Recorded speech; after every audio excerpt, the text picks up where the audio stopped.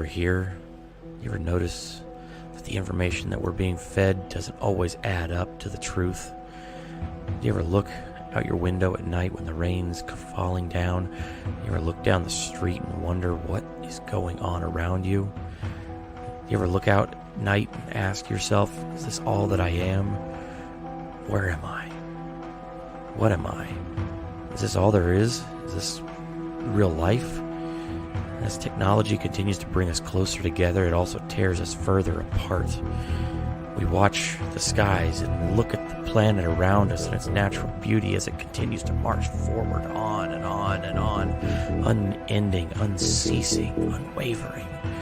And yet our world, everything that we've built, crumbles around us. We wonder, is this it? Is there more? There's gotta be. We can search, we want to learn, we want to understand, we want to see all that we can see, know that all that we can know. We want to look out there, we want to peek behind the veil, we want to ask the questions that nobody will answer. We want to light those fires, the sparks that ignite a curiosity in us. And we ask ourselves, what is out beyond all of that, beyond the edge of reality?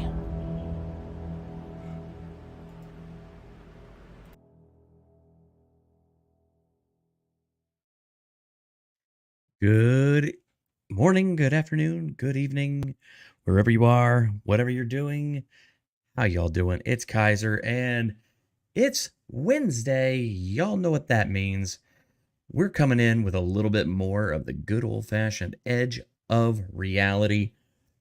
And boy, this is one that I've been holding on to for at least a month. I think I've kind of hit a wall with as much as I've been able to investigate on this. But what we're going to talk about tonight, nonetheless, is shocking. It's pretty mind-blowing to think about. There's so many implications, so many things that just, let's just be honest. And even some of the comments of this article even say, if this is fake, then this is the most elaborate fake in the history of fakes.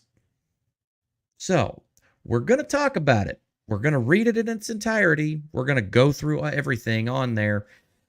And we're going to even try and parse out some of the comments as well, kind of give you a little bit of background. But again, as always, folks, anything that was said on here, anything we say tonight, anything we cover on this show, please always take it with a grain of salt. Always be looking for the truth. Do your own research on your own. And hey, if you ever find anything that, is a little bit of a, a little bit of a fascinating read, you ever find anything that you want to throw on my way, that's what the Discord's for. A link is up there in the corner. So y'all can just go ahead and figure that one out and say I'm always available. There's a whole unexplained tab in the Discord for all kinds of interesting stuff to kind of explore. And yeah, there's been a lot of talk about aliens, about UFOs, UAPs, all kinds of wacky, wild stuff that we have been seeing in our airspace for a long time. And I got to be honest with you, it seems like every day the story gets a little weirder. But even weirder than that is this story. And look, I get it. Reddit is not exactly well known as being a bastion of, accurate news. But there's something to this story, something to this information that just makes you go, is it at least possible? All right, folks, thank you so much for joining me on this evening. I am always happy to have y'all hanging out here. Hoping to get a little bit of time so that way more folks can file in. I know that there are some other live streams going on right now and whatnot. This is a bit of a crowded time slot, but it's about the only one I can manage, so we are going to do the best we can. So whether you're here live or you're on the replay crew, please go ahead, hit that like button. If you're new here, hit that subscribe. And I do want to go ahead and parse things out. There are some wild things going on in this sphere. First things first, though, we got to do what we always do. Let's see who is all here. Say hi to everybody. Alan Walshing. Hope you had a great birthday, brother. Yes, thank you so much, Alan. I appreciate it. Yes, today is my birthday. Yep, my actual birthday today.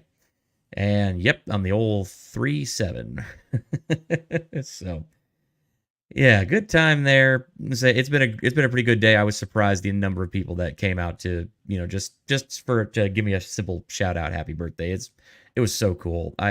I'm used to kind of always being the guy everybody forgets to say happy birthday to. So the fact that all of y'all came out and did that for me, I mean, just to say, it means a lot to me. And I got to say, I love you guys all for it. And as always, Murph's Turf in the chat. Good to see you, Murph. Thank you so much for joining us, buddy. Always happy to have you along for the ride. X-Comer in the house. Always happy to have you there, X-Comer. And D-What? And oh ho, Madcore is in there as well. What's going on, Madcore? All right, folks. See anyone else? Oh, Jenny B is in there. Awesome. Thank you. Good to see you, Jenny. All right. Oh, thanks, Madcore. Happy birthday, mate. Looking forward to you doing UFO streams with you. We will go down the rabbit hole. Oh boy. Yeah, we're gonna do that on a stream with you one of these days. But I'll tell you what, man. Sit back and relax. We got a rabbit hole to go down right now that is gonna really make your eyebrows perk up and go, what the hell is this? All right,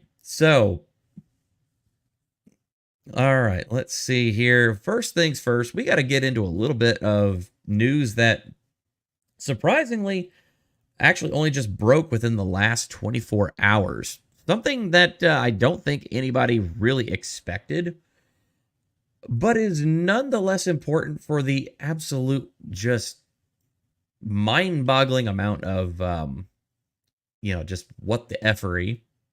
We're under 2 hours, so I got to be careful. That is going on here. And this actually centers around a character, a specific person that we've talked about on this show for a couple of weeks now. Somebody who was instrumental in the UAP hearings. We're talking about David Grush. Now, just kind of a recap here. So David Grush was the only whistleblower of the 3 people that were on that panel. You had 2 eyewitnesses that were Ryan Graves and David Fravor. And then you had David Grush, who is the, again, only whistleblower on that panel. He had some very surprising things to say about what is going on right now within our own government. And even members of our own government, our own elected officials, don't understand what's going on. X-Comer says he did. Nope, thankfully not. But there's some seriously weird things going on. Now, let's go ahead and just get into it here. Let me go ahead and grab this video here. This is from News Nation. Look, I know it's Chris Cuomo, so just I've been able to vet the information in this to the best of my abilities with my own sources. So, look, I get that it's Cuomo. I'm not a fan, but again, I've validated what he's saying in this. So we'll just kind of as that is. So real quick, let me go ahead and throw up the old banner because again, we have to have this up for obvious reasons. So we don't get, in trouble with YouTube.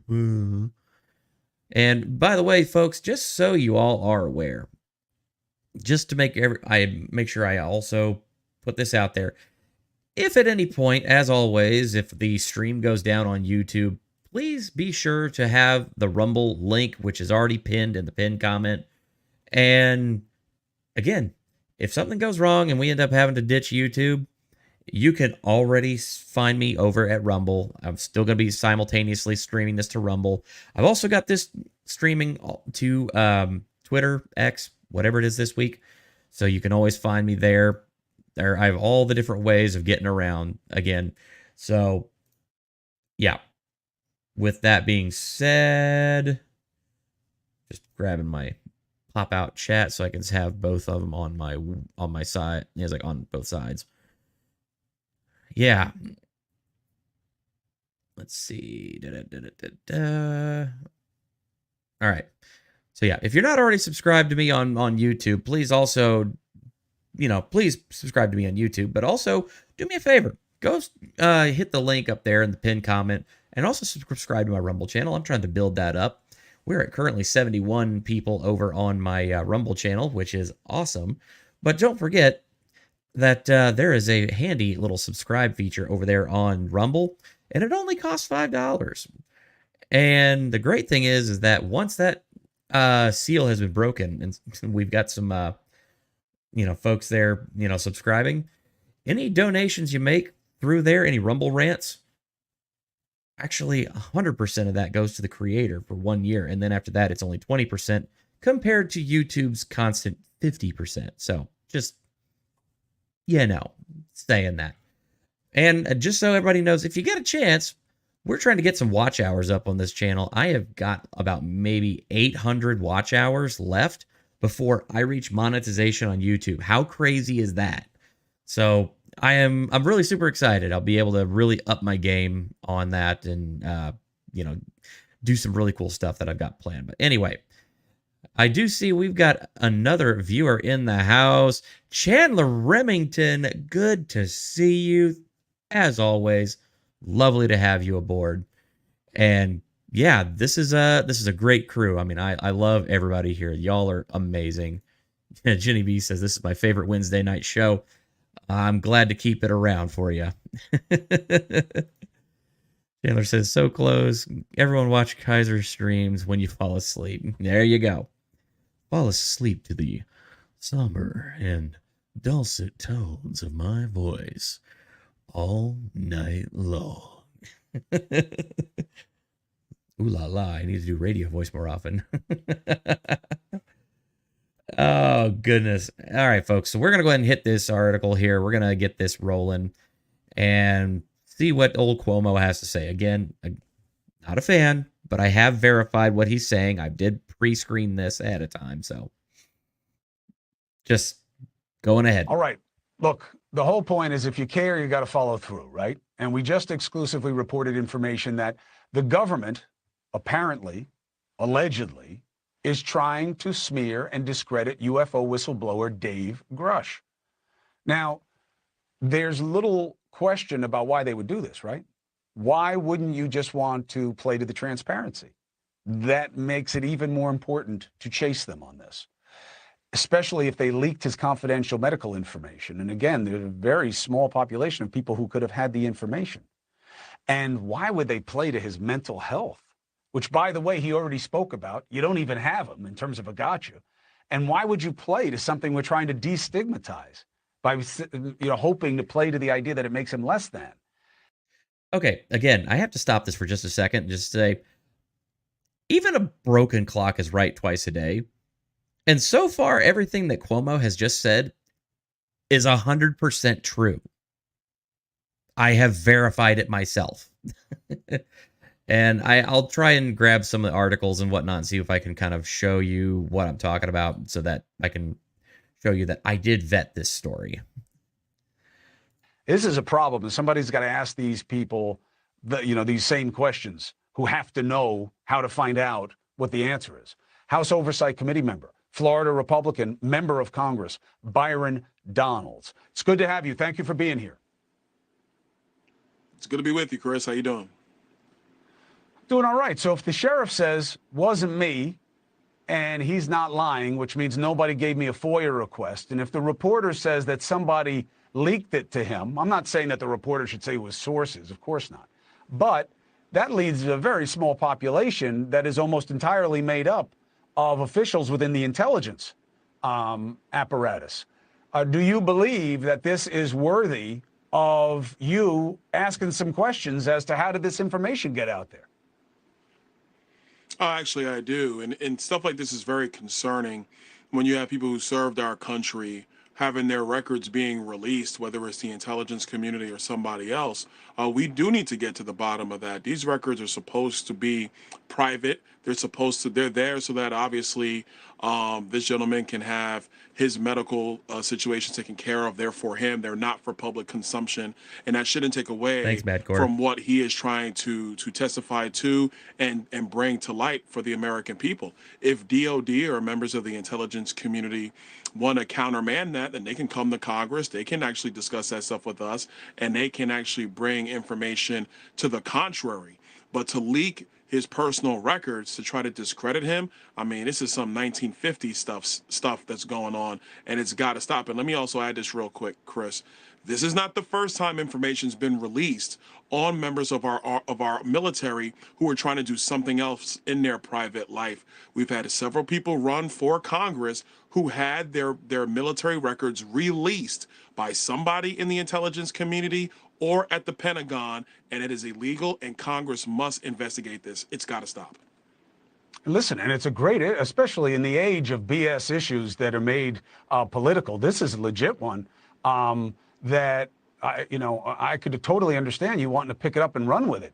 You got two of your fellow party members. It's bipartisan, the effort for more transparency on this issue overall. But Luna and Burchett, you got some allies there. I mean, you should pick up this ball and run with it, because nobody in America is happy about this. This guy's, a veteran and a special operator who nobody has been able to assail his credibility. And now they're trying to play to one of the most dangerous stigmas in our society, which is saying that he had a mental health issue, so somehow you shouldn't believe him. And it's coming from the Intelligence Committee. I mean, it seems to check every box of no-no. Well, look, I'll tell you, knowing Reps Luna and Burchett, they're not taking this one lightly. So I'm quite sure we're going to have a conversation about this over the next several days. And I'll add to it, it's not a partisan issue. There are bipartisan concerns about, with respect to UFOs or UAPs or whatever we're calling them now, that members of Congress have serious questions about. Our other colleague from Florida, Mr. Frost, you got him up on the screen right now. They have serious questions about this. They want to know that. And as members of Congress, they're entitled to. What we don't want to see is that whistleblowers or anybody else coming forward, their credibility is being destroyed while they're trying to bring information to the awareness of the American public and to members of Congress. We got to look into that, and I think we are going to do that as well. Well, good. That's encouraging to hear that. Appreciate it, Congressman. We'll follow up on it. Anything we can do to get information out about these inquiries and what's learned, we're a call away, as you know. Hey, thank you for watching. Please. All right, so that is the full story from that.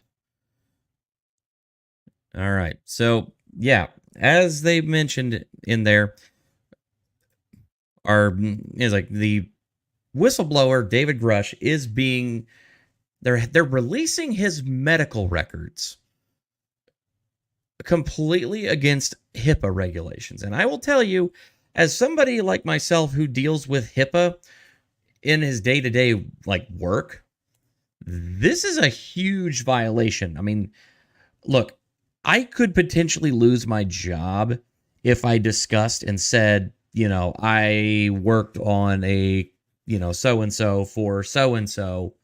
If a medical provider was to call me, a medical provider, the hospital that treated a person was to call me and then ask me, hey, I need information on this insurance claim, I can't talk to the medical provider that even did the service because of HIPAA unless the patient is there or I have the express consent of the patient. That is extremely, there are a lot of hoops you got to jump through. I deal with HIPAA every day. The fact that somebody in the intelligence community, and from what we're seeing now, it was a subgroup of the CIA that released Grush's information to the public, released his medical records that just showed that he had some times where he had suffered from some PTSD in the past. That's pretty fucked up. It's illegal and it's messed up, okay? Let's be real. This is something that really irritates the hell out of me. We have a lot of veterans. We have a lot of good, honest people who have suffered with post-traumatic stress disorder or whatnot, in the course of their duties. People that have served this country and have done a damn good job keeping our interests safe. And you know how they're treated? You see something like this. People have run for public office. People have run for government office. People like David Grush are whistleblowers in an ongoing investigation about government impropriety. And what are they doing? They're having their medical records thrown out to the public to discredit and completely throw them under the bus. It's disgusting. Whoever did this absolutely deserves to not only lose their job, but deserves jail time. Look, I'm not a lawyer. I don't know what would even happen if somebody was to be found and actually, be found guilty of that. But I'm telling you, it should be, they should not be allowed to work in any sort of government office ever again, that's for sure. But, of course, these people work for the government. They're doing things on behalf of the government. So they're going to get, a raise and a slap on the ass and basically told, attaboy. And that's messed up. So we need to be treating not only our veterans better, we need to be treating whistleblowers and people that are seeking public office that actually have, experience on a lot of things, trying to actually do good. They're being told that they can't. They're putting up barriers to entry, which, my God, if the founders ever knew about this, you could attach a pair of jumper cables to their headstones and you'd probably have enough power to completely light up the eastern seaboard. They would be rolling in their graves that much. So, sorry, I had a bit of a rant there, but yeah, I think that was important. Okay, Xcomer asks, can you even FOIA medical records? I don't know the answer to that specifically, but I'm going to imagine that because of the way HIPAA is structured, that I don't think that you can do that. Say again, HIPAA, for those who may not know, is the Health Insurance Portability and Accountability Act of 1996, which it was basically put in place so that way people can't give out your medical records or anything like that. It literally makes it illegal for anyone to obtain your medical records or get medical information on you unless they are you or have power of attorney. It's really complicated. There's a lot to it. I'm kind of just giving a very, very summarized view, but yeah. They, again, as I said, this is illegal. What has been happening? This is illegal. Yeah. Some 1950s shit. Yeah. This is the kind of, again, I'm trying to remember the name. It was the famous case where the people were allegedly called communists or called,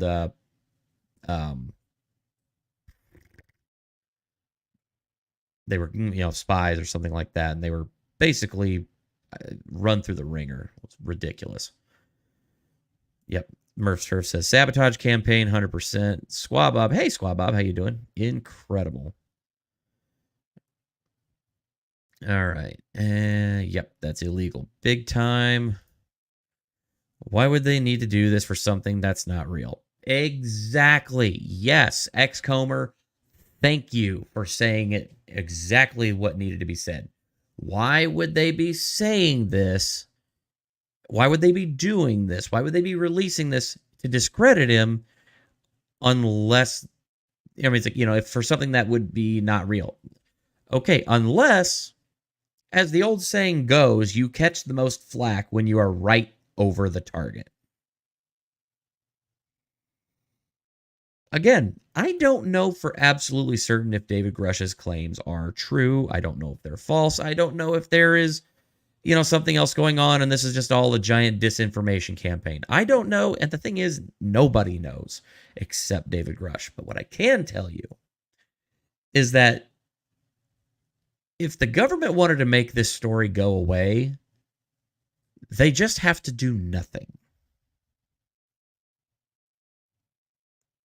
They just have to wait him out and do nothing. The fact that they're going to these links to try and actually, put active disinformation into this situation and try and discredit this guy tells me that there might be more to this than meets the eye. Yeah. How is this going to impact his PTSD? Way to gain we a giant. Yeah. 100%. Mexican Vader. How you doing, Mexican Vader? Or medical facilities. These are major HIPAA violations. Yep. Madcore. That just sucks that he is. Oh, sorry. Just sucks that he is not first point of contact. Yeah.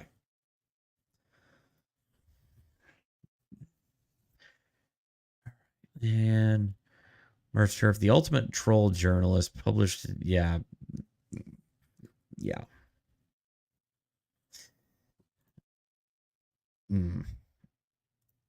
Saying allegedly it was a colleague that leaked the information. Interesting. I hadn't seen that part yet. But yeah, so apparently they are trying to discredit David Grush, and they're trying to really screw with this guy. And again, it makes you ask the question, if this is all just a bunch of, if you'll pardon the old person speak, if this is just a bunch of hooey, then why in the hell are they going to such lengths to try and discredit this guy? I apologize for the strange use of the word hooey. I've been watching a lot of old black and white movies lately because I'm a movie guy. Actually, just today, finished watching 1941 classic Meet John Doe, which we might have to do a movie night on because that is a fascinating movie. Anyway, sorry, I got sidetracked. Squabob, I mostly sort of actually don't believe in aliens, and that's fine. I'm not here to try and convince you otherwise. All I am here to say is there's some really weird shit going down. And there's people saying that we've recovered these things. We're going to try and parse our way through the actual documentation, go through information that we can find. We'll kind of try to separate wheat from the chaff, but ultimately, again, we're just here to ask questions and try and see what we can find as far as doing research and whatnot. But I always tell everybody, please, don't just take my word for it. Go out, do your own research as well. If you can prove me wrong, by all means, go right ahead. Sincerely, please. I'm not here to try and tell you that I'm right and everybody else is wrong. That is not what I'm here for. And believe me, my wife will tell you I'm probably wrong more times than I'm right. But that's just kind of an artifact of, married life, All right, folks. So that is kind of where we're standing on that. Bob says, I believe in dimensions. And that is actually a very major possibility. Alternate dimensions and interdimensionality, there's stuff there. Grush even talked about that during the congressional hearing, which was quite fascinating. So to kind of dig into this a little bit more and get a little bit more in depth on the situation, I do want to make a very, an observation here. So, yeah, there's been a lot of these posts kind of going around lately online, and I do have to admit there's a good part of me that is like, I really think we need to share this out. So, been seeing these around. So I think I stand with David Grush. So this one's saying from the UFO Rabbit Hole podcast saying, I stand with David Grush. Teal ribbon is for PTSD awareness. Let's show our support for David and all those others struggling with as a result of the service to their country. Feel free to steal this UFO, and that's for UFO Twitter. And yeah, I've also seen I stand with David Grush trending on Twitter. Yeah, there's a lot of people coming out of the woodwork going, okay, even if you don't believe this guy's story, the fact of what they're doing is fucked up, and we need to stand with people that actually do suffer from PTSD and help them out. That's it. Serious. All right. So this is another thing that I wanted to point out. So this actually was a tweet that I found. Richard Geldrick here does make actually a good point. Leaking Grush's medical records is playing with fire. 1, a ton of veterans are now going to become aware of what he testified about. 2, some of them with UFO secrets are now going to leak them. Yep, that door swings both ways. But Ross Coulthart, who did the actual interview with Grush and actually helped break the news, to News Nation about it. So this is a copy of some of the information that Grush actually leaked, or at least was leaked about Grush. So the mental health struggles of U.S. military and intelligence community personnel is a broad issue that is very close to my heart, and I believe it should be discussed in an open environment due to the stigmas associated with the subject. It has come to my attention that The Intercept intends to publish an article about 2 incidents in 2014 and 2018 that highlight previous personal struggles I had with post-traumatic stress disorder, PTSD, and grief and depression. This is actually David Grush's own statement on this, by the way. Like many veterans, I struggled after returning home from Afghanistan. Furthermore, I was personally affected again years later when a close friend of mine, an intelligence officer who was serving in an Air Force Special Operations Command, AFSOC at the time, took his own life shortly after we last spoke. I am proud to be transparent on this matter, and I'm glad I got help and I needed to continue my intelligence career and maintain my TSSCI clearance with multiple agencies. As I stated under oath in my congressional testimony, over 40 credentialed intelligence and military personnel provided myself and my colleagues with information I transmitted to the Intelligence Community Inspector General, ICIG, and I took the leadership role to represent the concerns of these distinguished and patriotic individuals. These are not solely my allegations, but rather of multiple individuals that put their careers and reputations on the line to report their concerns and of activities outside of congressional oversight. Again, this is the actual statement from David Grush about what is going to be put out in this article from The Intercept that essentially talks about his PTSD struggles. Again, he even says that, as I stated under oath in my congressional testimony, over 40 credentialed intelligence and military personnel provided myself and my colleagues with information I transmitted to the Intelligence Community Inspector General. So he's taking on the responsibility.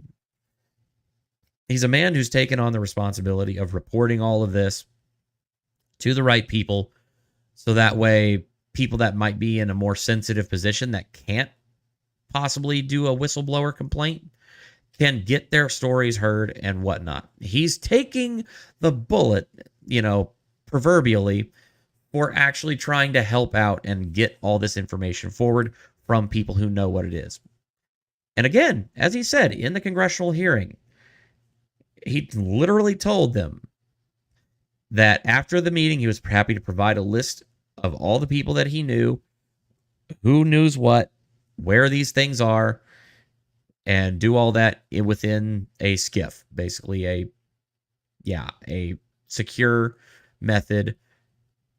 Again, everybody wants to throw Grush under the bus because he won't just outright say where everything is, what's going on. He won't just say it and won't just spill the beans. He can't. Not right now, because he will go to jail.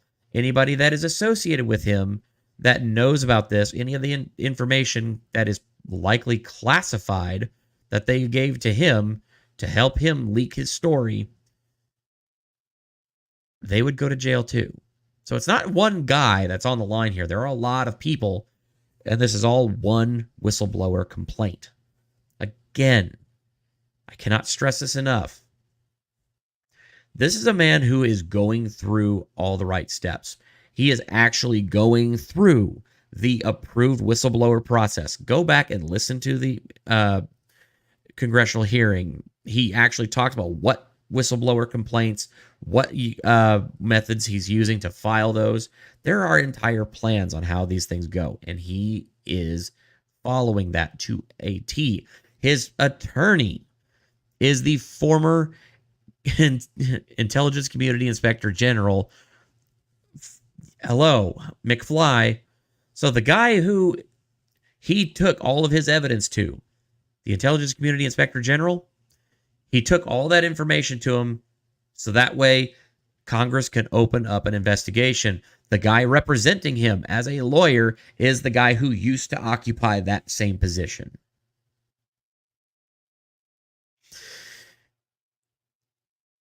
Do you really think that those people would want to have their names, their careers, their credentials associated with David Grush if he was a complete huckster? Sorry. I know we've been talking about that for a while, and we haven't even gotten into the main topic for the evening, but I had to get that off my chest because that really bothered me. And yeah, this has all been happening within the last 24 hours, so it's something that needs to be said. And say, in addition to that, there was a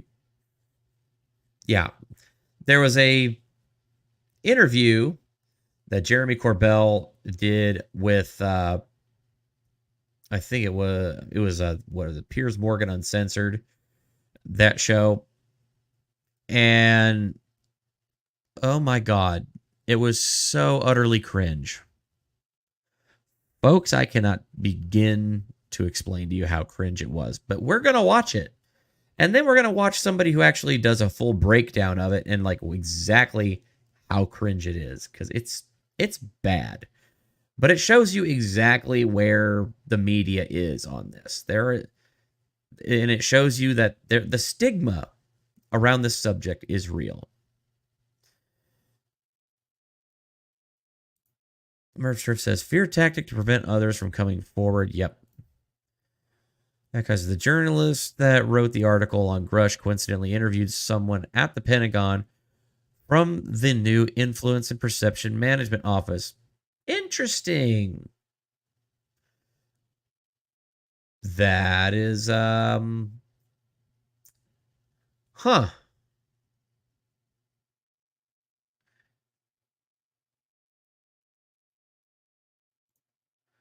Interesting. Alrighty. I'm going to have to definitely dig more into that story, but in the meantime,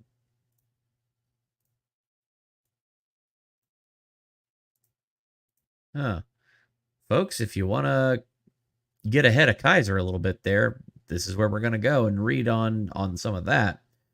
Yeah, Perception Management Office to counter disinformation.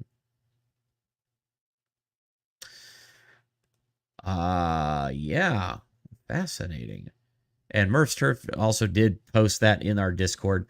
Guys, look, I'm being completely honest. Murph is a superstar over here, dropping links, providing information. It was actually Murph who completely saved our actual stream on the UAP hearing, because the original feed that I had disappeared 10 minutes before the actual show started. And it was actually thanks to Murph that we were able to get the link for that. So again, please definitely say thanks, because Murph is awesome and dropping links like a crazy. It's awesome. I'm going to definitely dig into that, look and see if I can get more information. But anyway, we're going to go over to this next topic of discussion here. So this actually I saw on Twitter, X, whatever it is this week. So this was from Piers Morgan Uncensored. And oh my goodness. Just listen to the snark. Listen to the sarcasm and the absolute just naysaying by this person. Just listen to how smug they are. It's shocking. It truly is. That this is journalism in 2023. It might be time to grab your tinfoil hats because the aliens are coming, and apparently a lot of them. There have been almost 1,000 documented UFO sightings in the UK since January 2021, and they even seem to be targeting certain areas of the UK more than others, with most sightings taking place in Greater Manchester, London and Chester.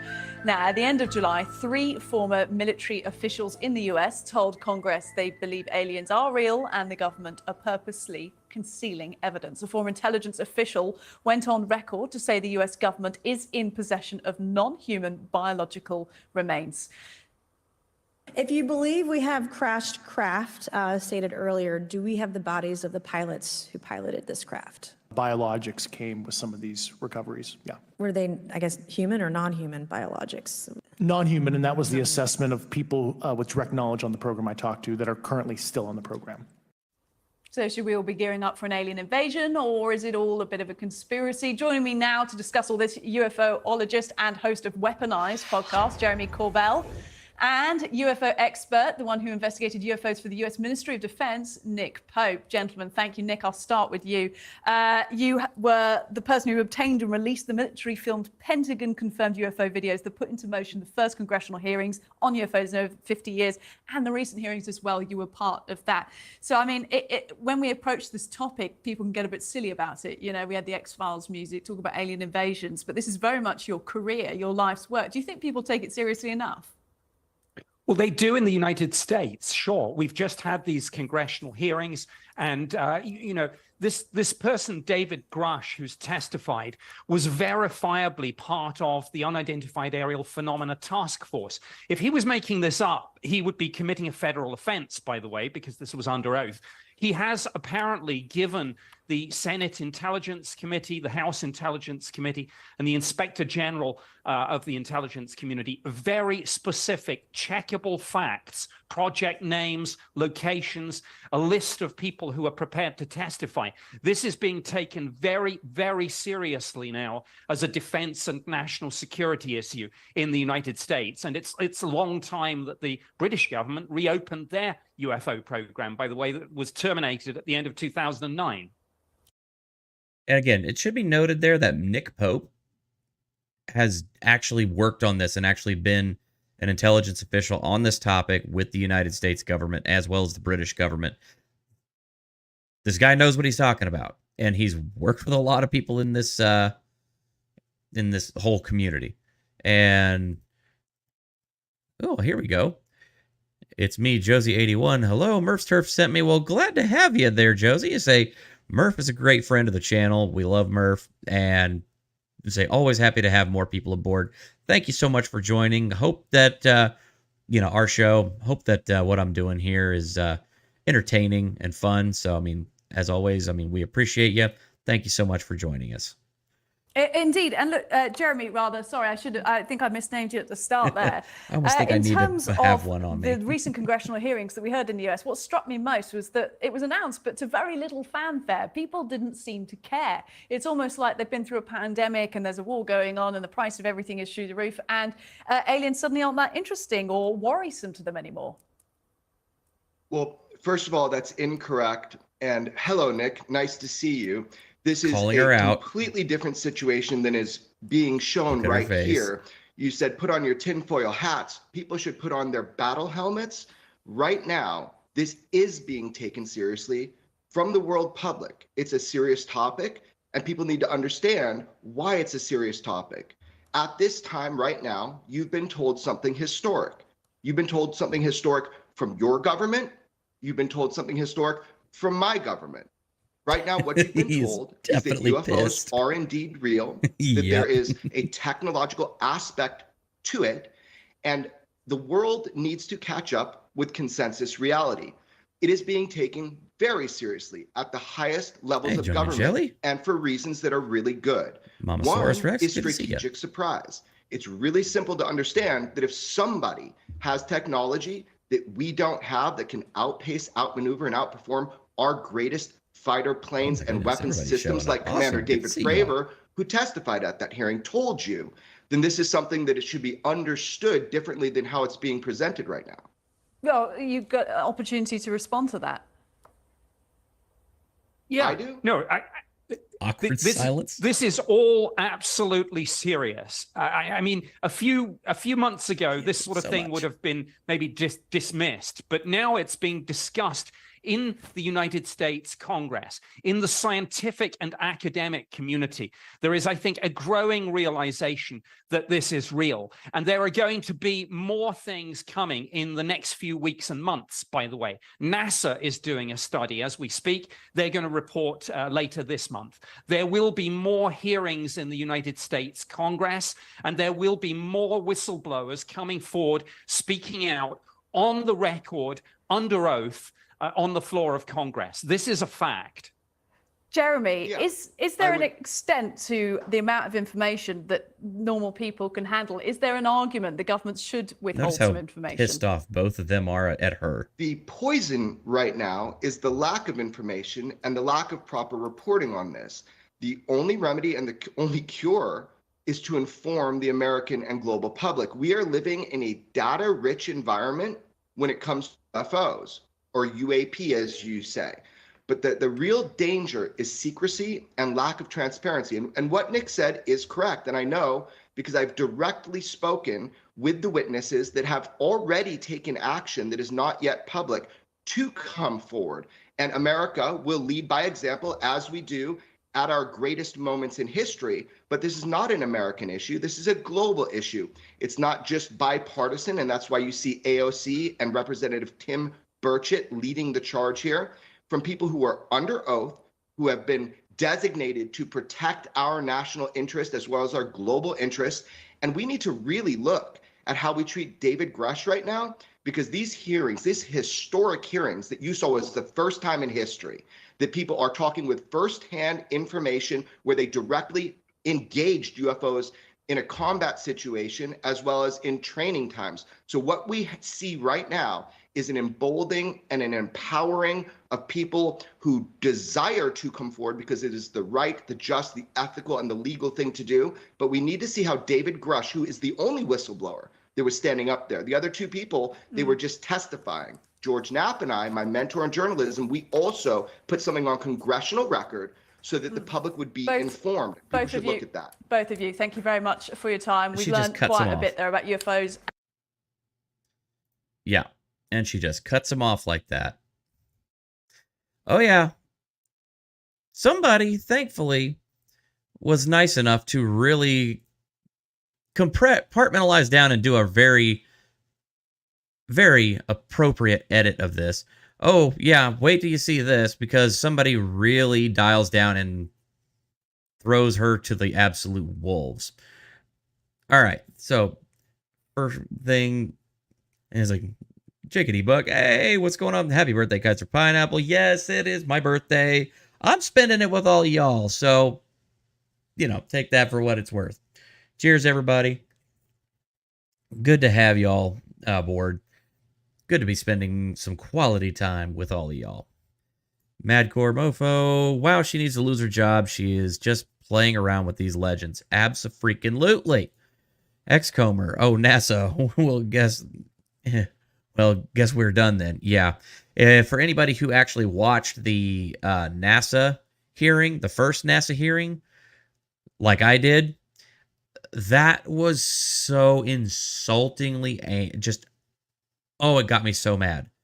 4 hours of listening to these so-called experts say that UFOs aren't real, UAPs aren't real, but give us more money anyway so we can look into the problem. Typical government bureaucrats. Mamasaurus Rex. Oh, that's right. I forgot. Happy birthday. Oh, thank you so much there, Mamasaurus. Appreciate you. I can see her holding up a sign outside that says, don't look up. Don't look up. Funny thing is, actually, Jeremy Corbell in a tweet later on, like I mentioned that, like he felt like the reporter guy in Don't Look Up. That's funny. Yeah, she doesn't care. Wow, what the F. What a see you next Tuesday. Oh, thanks, Josie. And Mexican Vader, thank you so much. She just reads what's on the monitor. I don't know. I mean, this some of the way that her facial movements go, let's just watch. Let's get the tail of the tape. It might be time to grab your tinfoil hats because the aliens are coming, and apparently a lot of them. There have been almost 1,000 documented UFO sightings in the UK since January 2021, and they even seem to be targeting certain areas of the UK more than others, with most sightings taking place in Greater Manchester, London, and Chester. So, I mean, when we approach this topic, people can get a bit silly about it. You know, we had the X-Files music, talk about alien invasions, but this is very much your career, your life's work. Do you think people take it seriously enough? Indeed. And look, Jeremy, I think I misnamed you at the start there. In terms of the recent congressional hearings that we heard in the US, what struck me most was that it was announced, but to very little fanfare. People didn't seem to care. First of all, that's incorrect. And hello, Nick. Nice to see you. This is a completely different situation than is being shown right here. You said put on your tinfoil hats. People should put on their battle helmets. Right now, this is being taken seriously from the world public. This is something that it should be understood differently than how it's being presented right now. Well, you've got an opportunity to respond to that. Yeah. I do? No, yeah. I do? Yeah. I do? No, yeah. I do? No, this is all absolutely serious. I mean, a few months ago. But this is very much your career, your life's work. Do you think people take it seriously enough? This is real. And there are going to be more things coming in the next few weeks and months, by the way. My mentor in journalism, we also put something on congressional record so that the public would be informed. Both of you. Thank you very much for your time. We've learned quite a bit there about UFOs.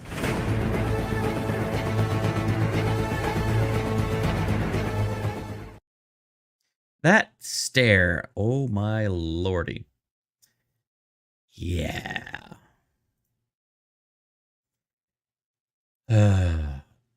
Yeah. Had to call that one out there.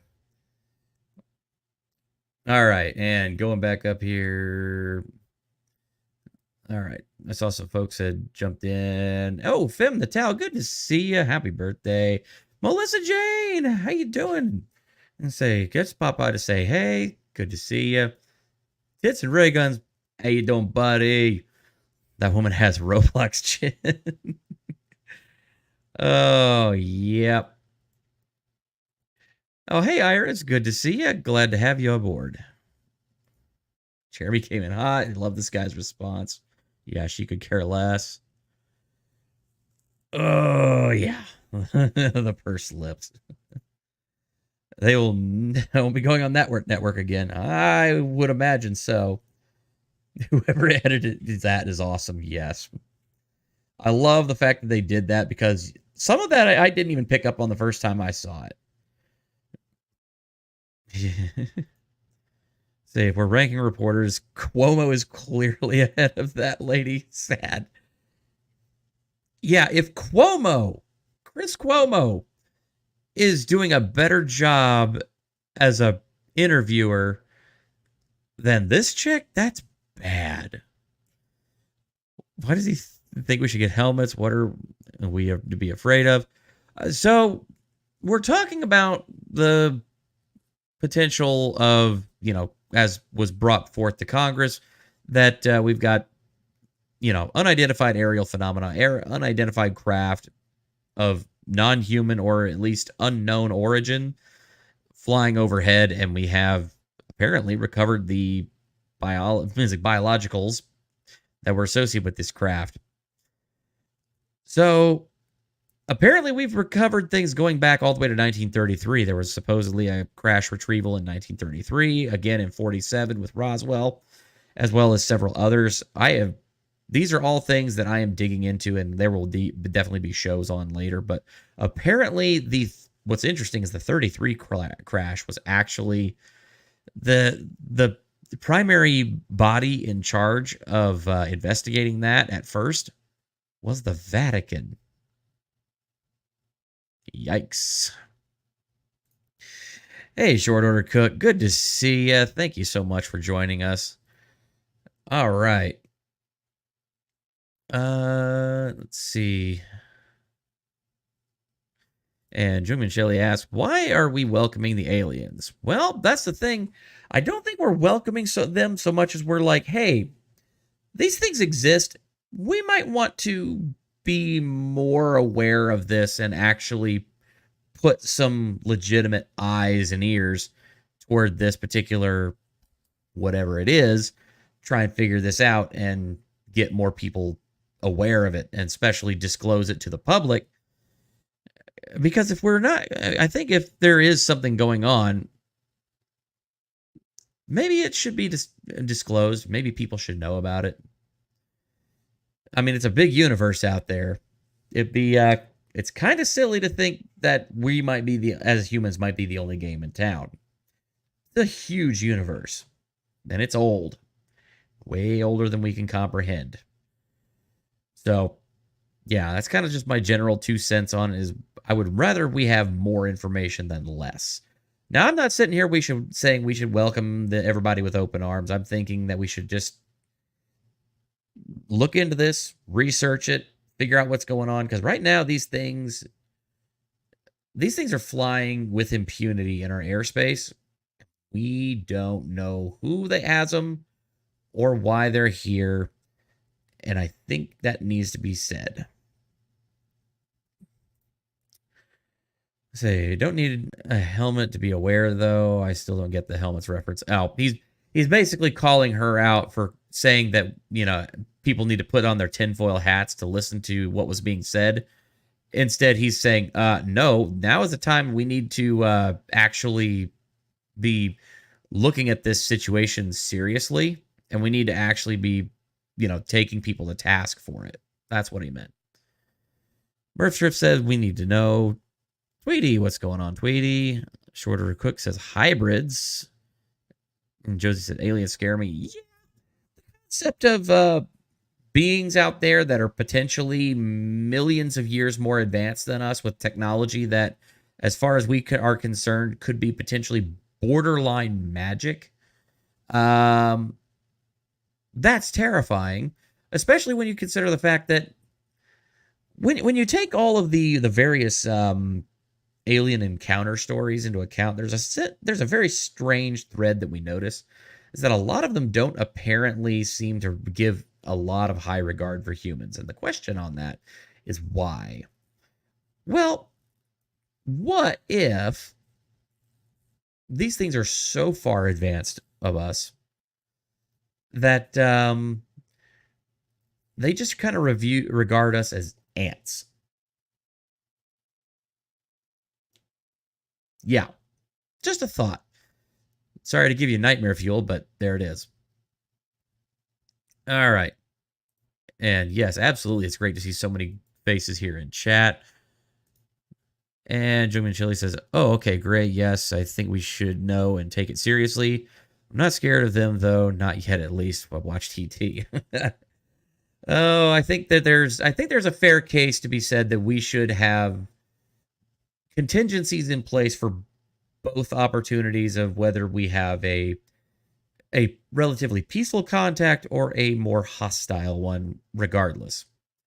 And to do that, we need reverse engineering. And to reverse engineer stuff in a proper setting, we need to not be stigmatizing people, and we need to make this project a whole lot easier to exchange scientific information on. All right. Regardless, we don't stand a chance at defending ourselves against their technology. Not as things are, no. Just delay the invasion for a year and need to play Starfield a bit first, damn it.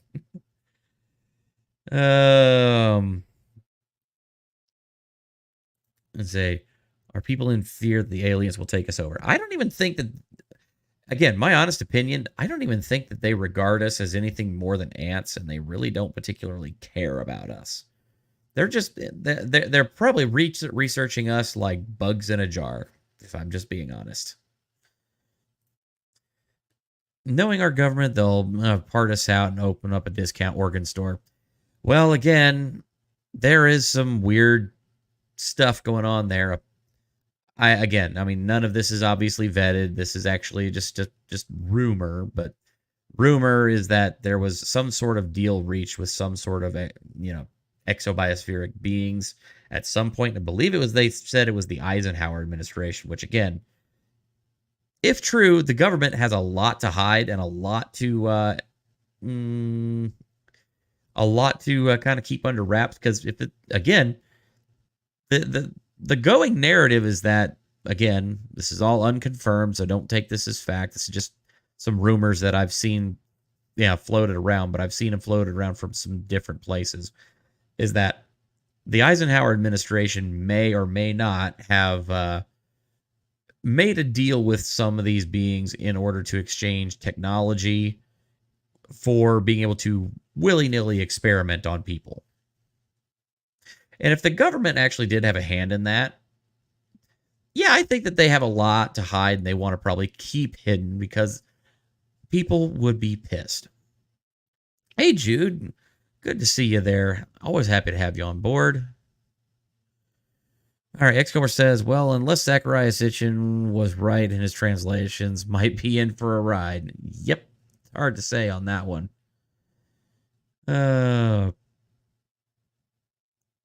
And good. Okay, well, thank you so much for stopping by, Alan. Appreciate you always hanging in there, brother. So have a good sleep. Enjoy. Be free to catch the replay if you can later, but always happy to have you on board, brother. Take care, bud. And say Momosaurus Rex. American Horror Story did a show on the Alien Treaty. Ooh. Yeah. Objection, speculation. Yes. Again, totally speculative, totally rumor. And again, if I had receipts, I'd bring them. But again, that's why I try and say, look, take that with a grain of salt.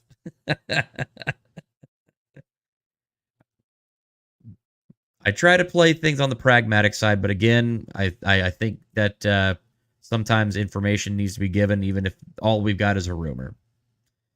And that way, put more feelers out there, more people can do independent research. And hey, if you find something, as the saying goes, if you see something, say something, or just feel free to, send it to old Kaiser's way, and that way I can do my due diligence. There's a link to my Discord in the pinned comment. And there's an unexplained tab. You can drop information and news stories and articles in. Anyway. All right, folks. We are an hour and 4 minutes into the show, and we haven't even gotten into the main topic of the show yet. So, let's fix that, shall we? All right. So, what are we talking about tonight? What is the main event? What is everything that we're going to be talking about tonight about? Because you heard something about here, the Reddit alien autopsy? Okay.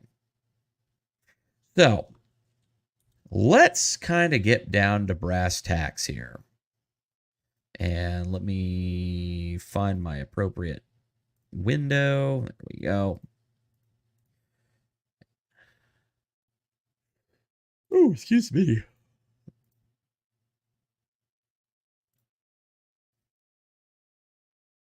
All right. There it is.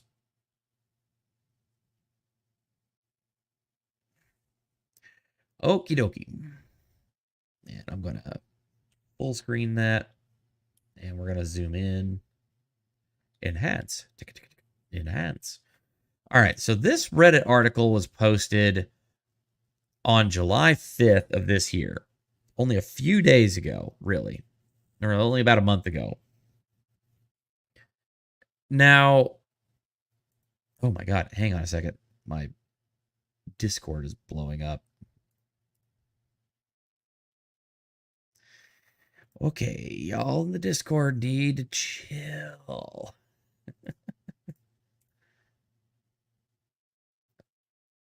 Okay.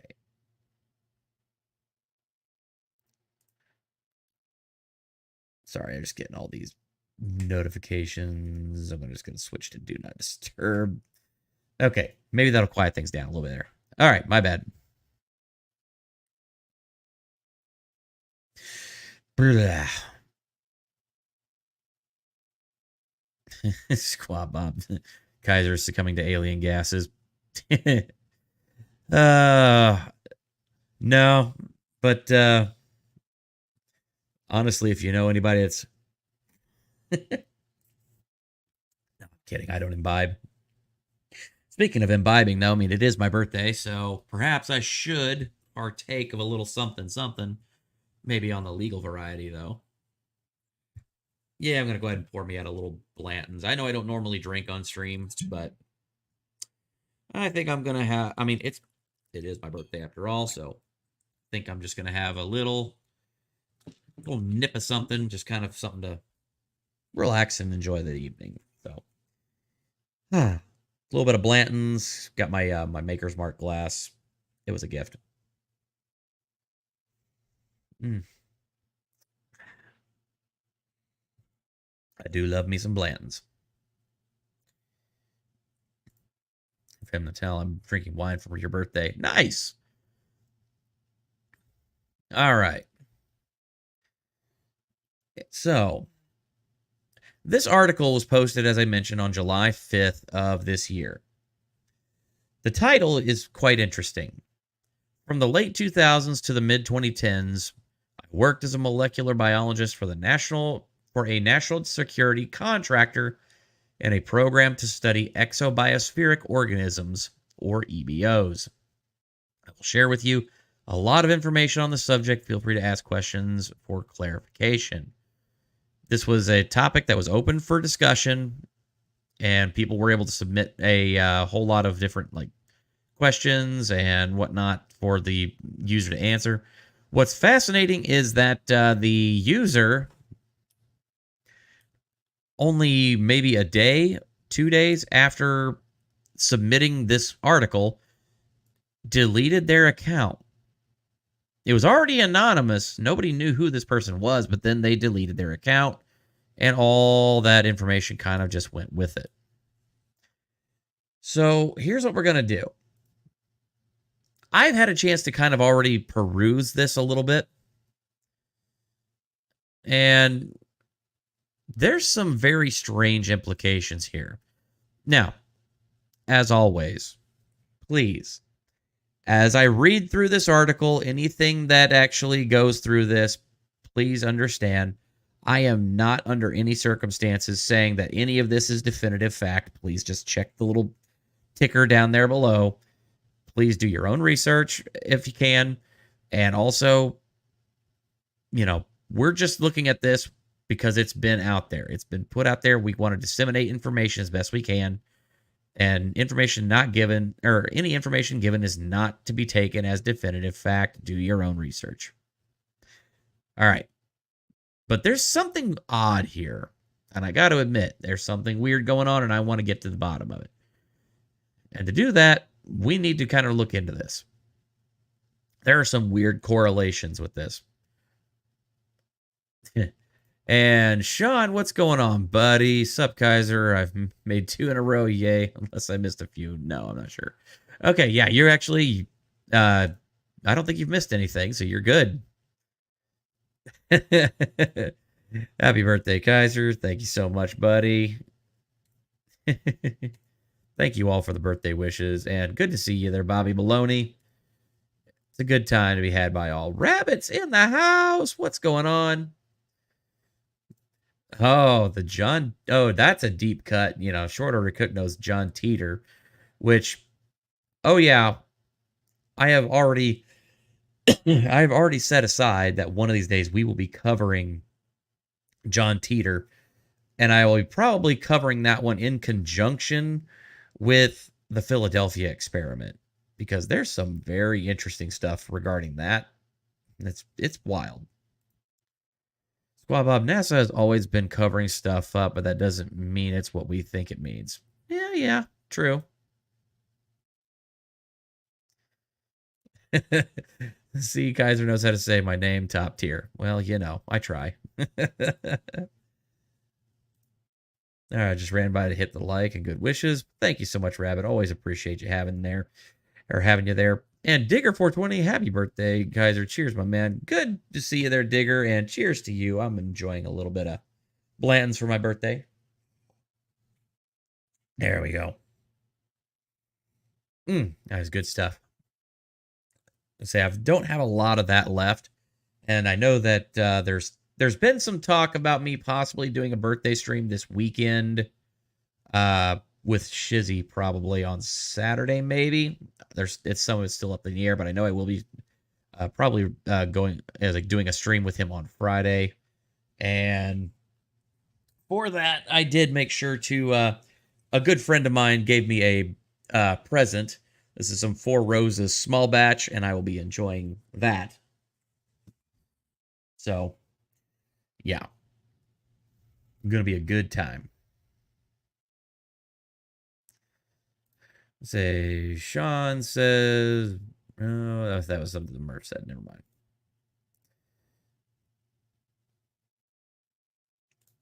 Yep, sounds like fun. Okay.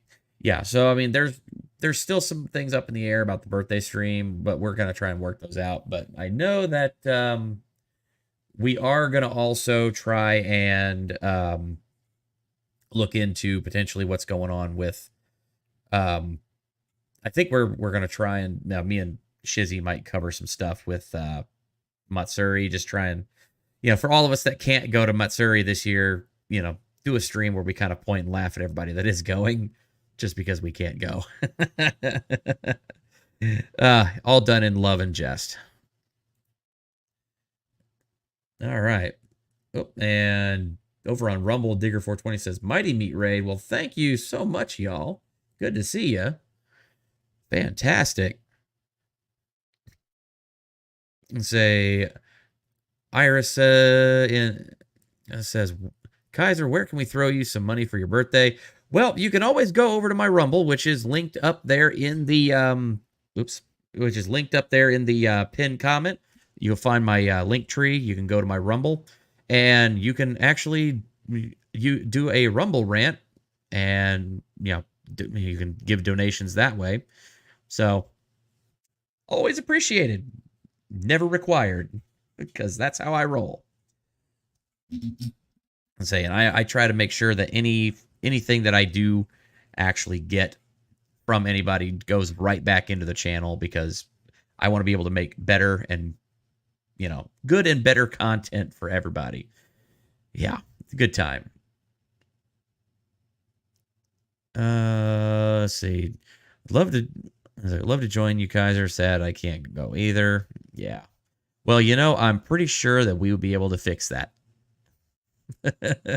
Would love to have you, Digger, as always. Bobby Baloney, you needed to do a cooking stream. I can eat food again. Yeah.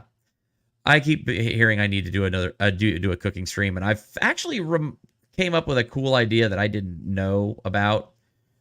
So I'm going to try and fix that up later on. And oh my goodness. And we are getting a raid from the expert? Holy moly, guys. Awesome. Oh, wow. We're up to 25 viewers right now. Thank you all so much for coming to join us. Now I see Texas Jen. I was like, we got Jason Ann. Or say Lacey Ann. Sorry. My apologies. And Miami Spice. Jen with no filter. Oh, man. Y'all, so happy to see y'all. Oh, my gosh. 35? We are oh, wow. I'm getting swamped in the chat. Expert, what's going on, buddy? Thank you so much for that. This is so much fun. I love this so much. Y'all cannot understand how good this makes me feel right now, and how much I absolutely appreciate every single one of you that is actually here right now. And I mean, again, I always tell everybody to like and subscribe, but I really sincerely want to make sure that if I am asking you to do that, that I'm trying to put my best foot forward and try to provide you all with the best content that I possibly can. And oh, Iris in Texas with a $10 Rumble rant. Happy birthday. Thank you so much, Iris. I could not. Oh my gosh. Thank you so much. Oh, thank you. Thank you. Thank you. Absolutely awesome. Sean, he appreciates me the most. Be jealous. You're always appreciated, Sean, even when you're not. Love you, brother. Yes, chat is the best. Birthday spank, the like button. Oh, yep. It's a good night to be me, which is very rare. Sean D, so you're 25 then? Yeah, try 37. Yeah. Today's magic number is 37. Oh, thank you so much, man. I appreciate that a lot. Oh, wow. Y'all just absolutely like killing me with kindness over here, and I can't handle it. All right. Whew. I got to get a little bit of them happy vapors. If that's how the term is used. Probably not.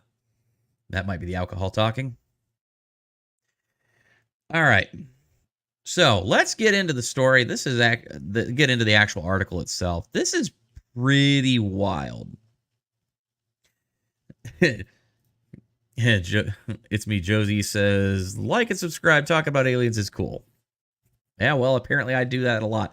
Apparently I have been officially designated as the resident expert on anything and everything UAP and alien, which I did not think was going to be the thing whenever I started, just researching this as a hobby.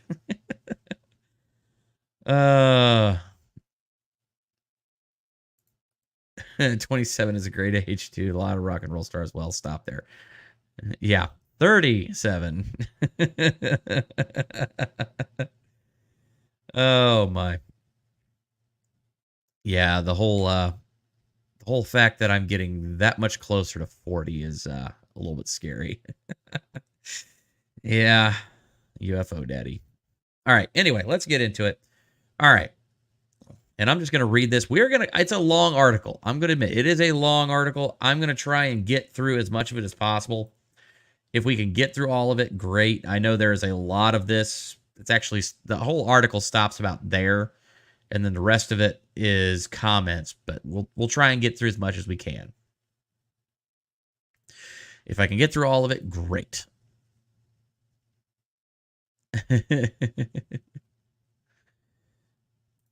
Yeah, Cliff noted. I would love to, but there is so much here. All right. Anyway, it seems like all my comments are being deleted. I will post an answer at the end of the message. All right. So that was kind of a preface. From the late 2000s to the mid 2010s, I worked as a molecular biologist for a national security contractor in the program to study Exo-Biospheric-Organisms, or EBOs. The aim of the program was to elucidate the genome and proteome basis for these organisms. Although the study of the OBCs has been going on for decades in other programs, the new high throughput DNA sequencing technologies of the late 90s unblocked stagnant research in this area. Since then, several breakthroughs have led to significant advances in our understanding of the genome and proteome of these beings. What we've learned so far has enabled us to outline some disconcerting perspectives about our place in the universe. All right, now real quick there, I want to grab some of these words because there's a few in there that even I don't know entirely. So, proteome, the entire complement of proteins that is or can be expressed by a cell, tissue, or organism. Okay, that is straight from the dictionary. Interesting. And just so we have a full understanding, let's go ahead and grab genome too. And say genome, the haploid set of chromosomes in a gamete or organism, or in each cell of a multicellular organism. Okay. Interesting. All right. So anytime I run into terminology, I'll try and grab that and whatnot. All right. And I will try and highlight stuff as I kind of read along so that way y'all can see kind of where I'm starting at and just kind of go along. Let's say I will definitely try and keep that up. All right. All right. Briefly, we've discovered that the EBO genome is is a chimera of genomes from our biosphere and from an unknown one. There are artificial, ephemeral, and disposable organisms created for a purpose that still partially eludes us. I'll be substantiating my statements after a brief introduction. Okay. Pause. So, he's saying that these aliens, specifically the types that he's saying that he, I'm just saying he because we're just trying to make this a little easier on ourselves. He explains is that they are artificial, ephemeral, and disposable organisms created for a purpose that still partially eludes us. So he's saying that these grays, these little 5-foot-tall gray aliens, are basically disposable organisms. They're basically biological drones, is what he's kind of alluding to here. And does mention that he will be substantiating that statement after a brief introduction. Okay. That's that is quite a statement. Disposable is weird. Yeah, it kind of makes sense because you notice that in a lot of these instances where, a craft might go down or crash, there doesn't usually seem to be any instances of, say, retrievals by the originals.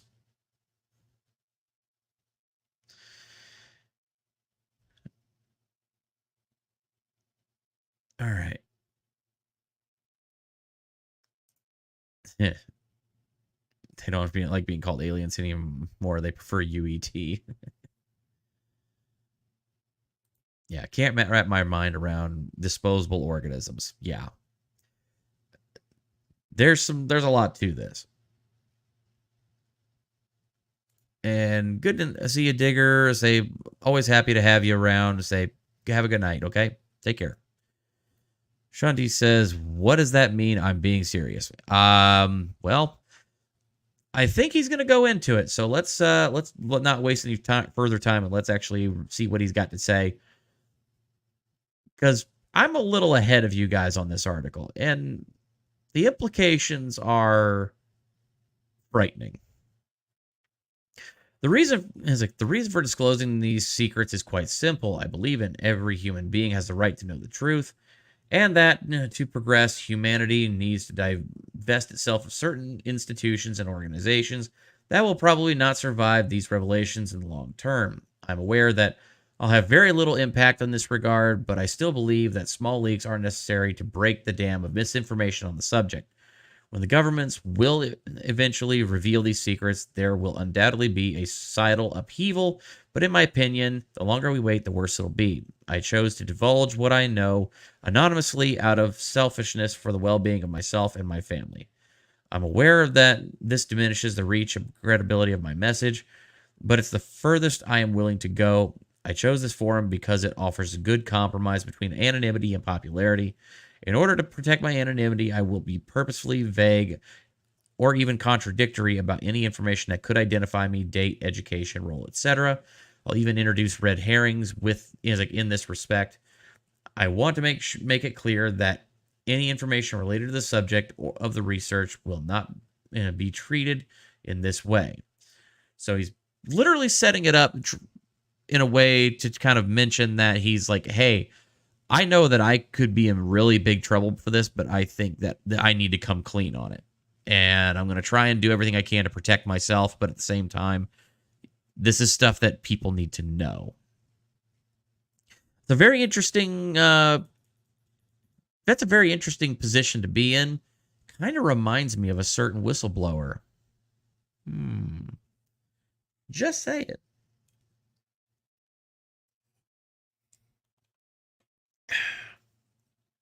Before going any further, please excuse me if you find it difficult to understand what I'm explaining.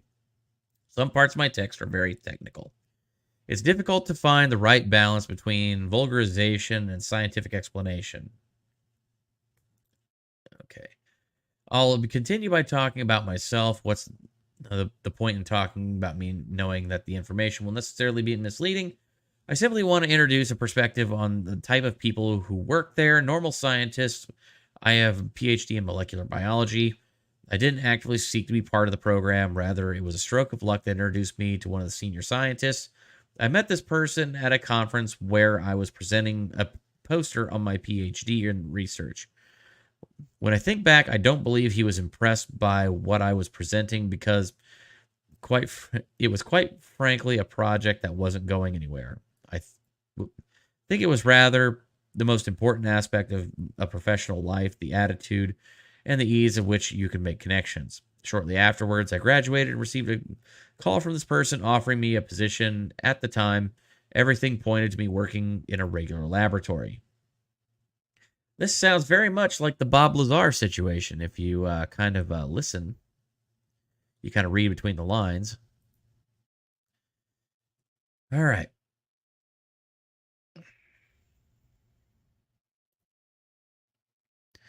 Biologically engineered scouts not meant to last? Possibly.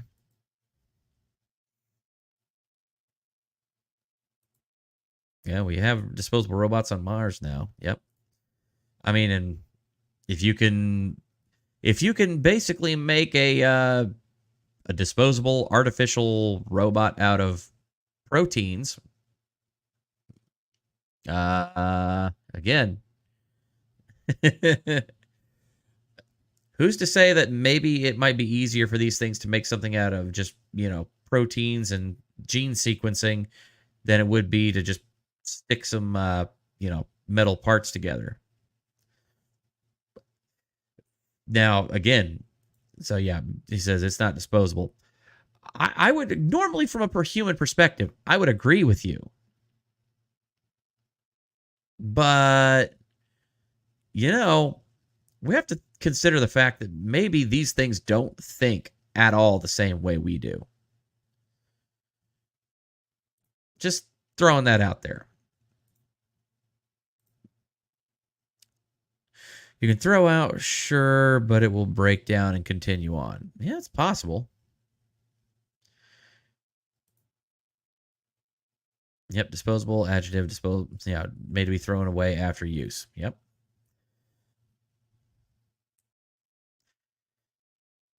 And they say, well, we have to be critical. Hey, Grandma's house is here. What's going on, Grandma's house? I say, I love that you're covering this. Well, thank you. I'm glad you're enjoying it. I say, it's a wild topic. All right. I did a series of 3 increasingly suspicious interviews, each in a different location where my specific background and knowledge became less and less relevant.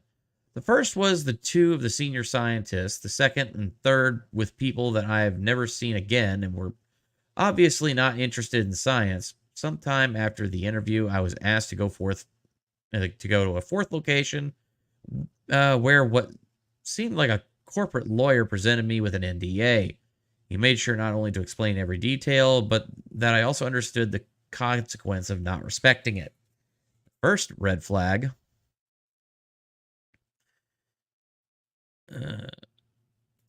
Oh, thanks there, Jude. And say, yep. Thank you so much. Madcore, I'm an alien. Yep. Oh my goodness. Say, we got a huge crowd tonight. I am so happy with this. This is so awesome. Oh, thank you, Grandma. I appreciate it. All right. The first employment weeks were by far the most memorable, although I spent most of that time in a depressing archive room. It consists almost exclusively of reading about the subject of study and to get us up to speed. There's no secret Wikipedia or even a reference book to guide us. There are only dry reports, memos, representations, procedures, and SOPs. These documents are almost exclusively about the biology of EBOs, but there are a few that deal with other subjects such as their food, religion, or culture. There were no documents on their technology. Very clear distinction there. As mentioned above, the aim of the project was to gain a better understanding of the EBO genome and proteome. To achieve this, a team of around 20 scientists, 4 senior scientists, and a director was involved. The scientists, like myself, had as their main responsibility to carry out technical work. As each scientist had, to my knowledge, a PhD, we were all somewhat overqualified for what is ultimately the technical or technician's job. The senior scientists who make full use of their diplomas had the task of designing the essays and had the supervisory responsibility. They were also in charge of training new employees and sometimes even came in to do technical work. The director, of course, was the person in charge who dictated priorities to the senior scientists. He was rarely on site, and the few times he was, it was to attend meetings other than the scientific staff. There were security guards working for one subcontractor or another. There were no support staff, such as janitors or maintenance workers. Scientists were responsible for this kind of work. In addition, logistical constraints ensure that every scientist was capable of carrying out any technical activity. So, already showing that this is a very compartmentalized and very, very secretive operation.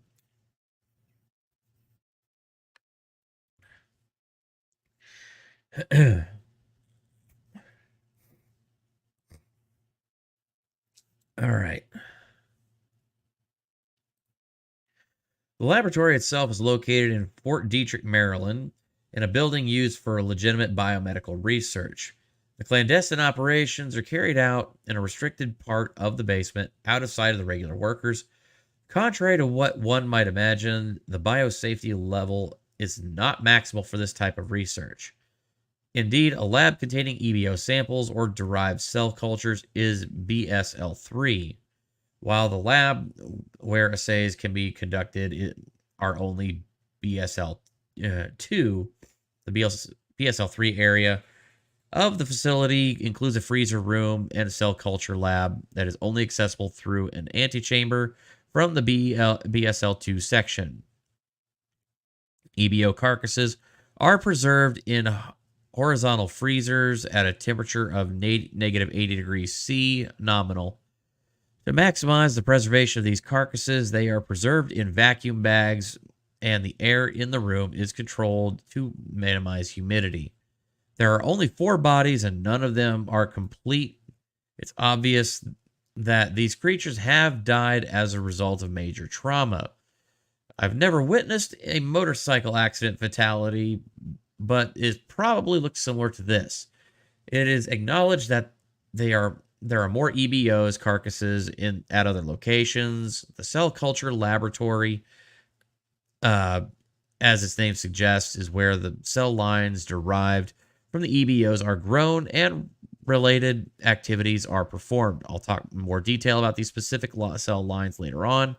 The BSL-2 part is mainly used for assays, immunohistochemistry, genetic engineering, immunocytochemistry, storage, etc.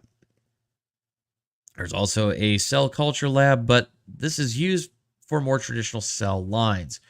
Other than the labs, there are all the amenities you could find in an office. Note that the internet access is limited to senior staff and up.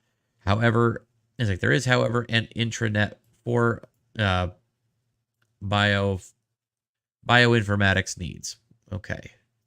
So again, very closed off and no internet, nothing in or out.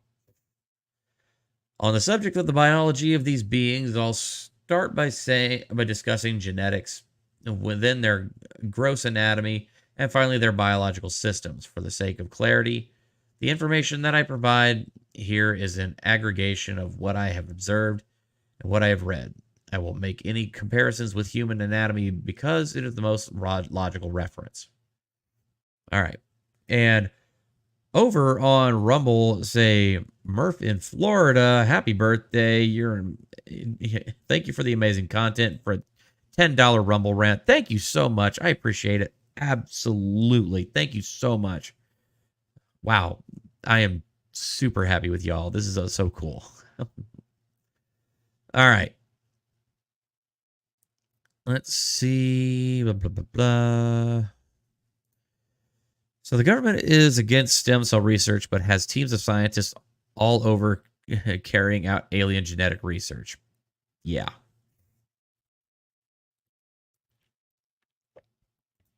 This is a tough one. I won't say anything more. Hey, I get it. And as I always say, I'm just looking at this and I'm saying, let's read through it. Let's kind of do a little parsing out of the information, try and separate some of the wheat from the chaff. But ultimately, I'm not here to tell you one way or the other if this is real, if this is fake, what. I mean, I think we'll try and do what we can, but ultimately, I think that's up to the viewer. It's always my way I look at the stance on it. Genetics. First, I'd like to discuss their genetics. Their genetics are like ours based on DNA. This fact is very puzzling for me when I first learned about it. We imagine that beings from an alternate biosphere would have genetics based on a completely foreign biochemical system, and surprisingly, that's not the case. Several conclusions can be drawn from the surprising revelation. The one that immediately comes to mind is that our biosphere and theirs share a common ancestry. They're eukaryotes, which means that their cells have nuclei containing genetic material, which suggests that their biosphere would have been separate from ours some time after the appearance of this type of organism. The term Exo-Biospheric-Organism is actually a misnomer, but it is, as a historical term, it's still used. Their genetics are not only based on the same genetic system, but they're also even compatible with our own cellular machinery. This means that you can take a human gene and insert it into an EBO cell, and that gene will be translated into protein. And this, of course, works in reverse with the human gene inserted into the EBO cell. There are important differences in post-transitional modifications that will make the final protein non-functional, but I'll discuss these later. Their genomes consist of 16 circular chromosomes. Interesting.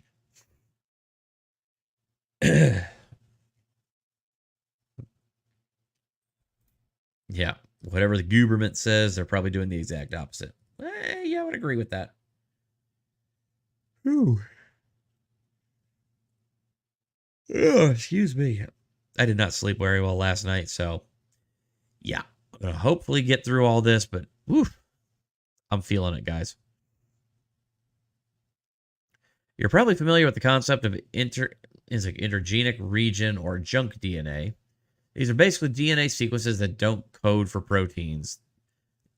These are evolutionary residues, transposons, inactivated genes, and so on. To give you an idea, in humans, intergenetic regions represent approximately 99% of our genome. I'm aware that these sequences aren't completely useless. They can be used as histone anchors, but as buffers to protect coding DNA from radiation, or even as an alternative open reading frames, but that's rather peripheral.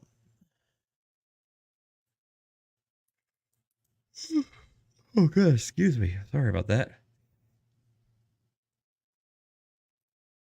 Circular, not helical. That's actually interesting. Yes, I agree. Yeah, I think I don't need a beer. I think I need actually to not do much more alcohol, which I'm just going to finish this off.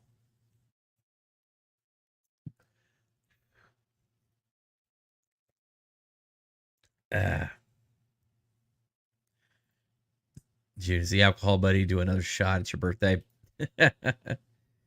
Yeah, I don't want to fall asleep before I get to the end of this, so we're going to probably cap it off at that. All right. Whew. Sorry. Again, not sure what's going on there.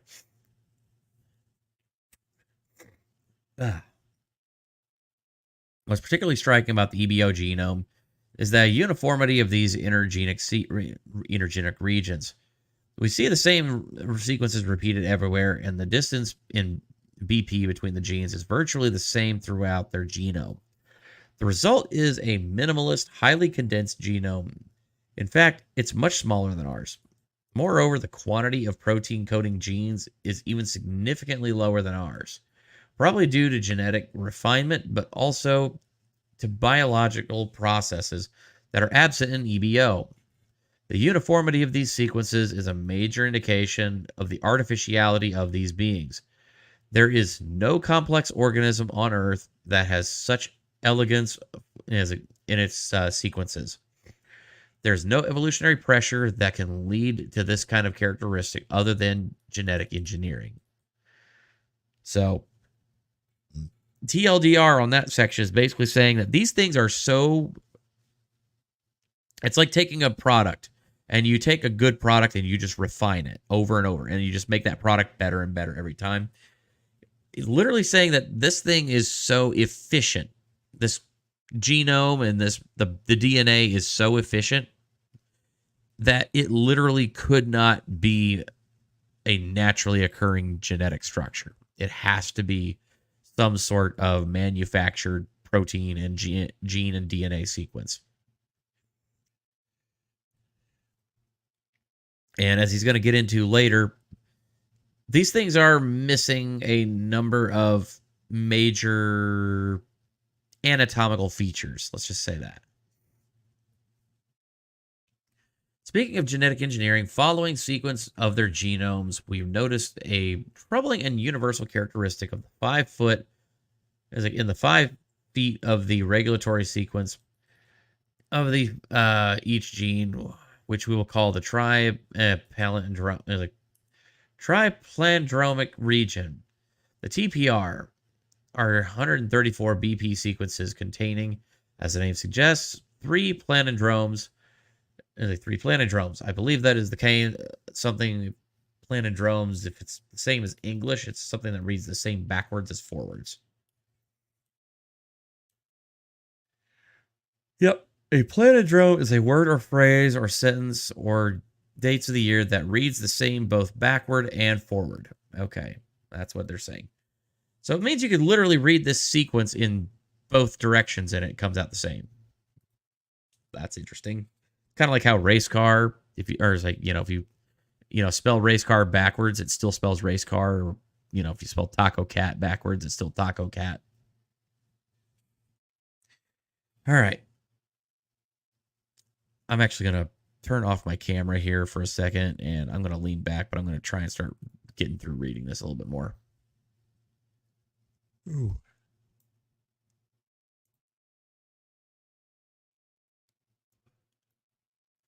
Okay.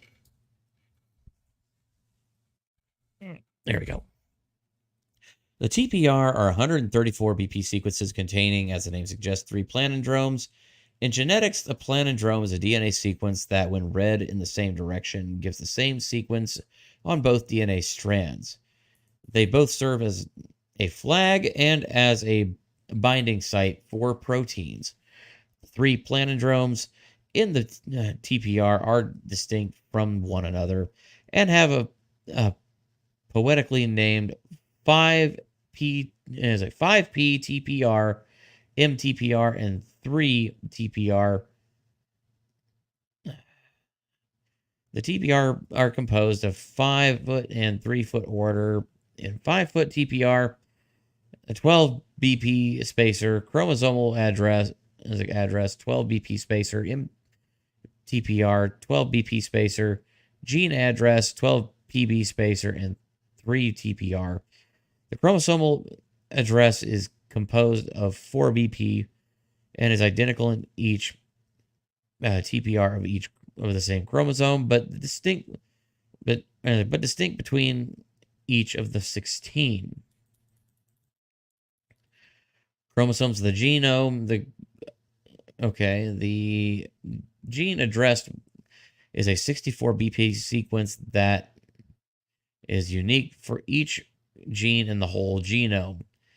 There's therefore understandable that the TPR serves as both a unique address, not only for numerically identifying a gene, but also for identifying its chromosomal location. For those with only a basic knowledge of genetics, this is completely unheard of. No living thing in our biosphere has this kind of precise address of it in its genome. Once again, the presence of TPR cannot be explained by evolutionary pressures, but only by way of genetic engineering on a genomic scale. Ooh, wow.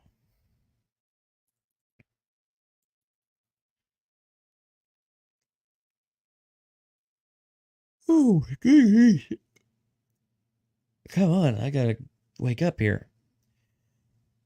TPR opens the door to several possibilities. One of them suggests that EBO genetics can insert or remove a gene from its cell in a way that is far more targeted and efficient than our technology allows. No proteins have been identified in the EBO genome that interacts with TPR. Rather, we believe that these proteins are exclusively targeted by external genetic engineering tools, probably used at the zygotic stage of embryonic development. The nature of those tools is unclear, but we definitely don't have anything like them. The probable absence of these proteins from the genome is a further indication of their artificiality. Given the high probability of artificiality of their genome and the apparent case of modifying it with biomolecular tools, it's not out of the question that there could be polymorphism between individuals depending on their role and function. In other words, an individual could be genetically designed to have characteristics that give them an advantage in performing a given task. Like a soldier ant and worker ants in an anthill. Notice that these individual genome has been sequenced. I can make a definitive statement on genetic variation between individuals.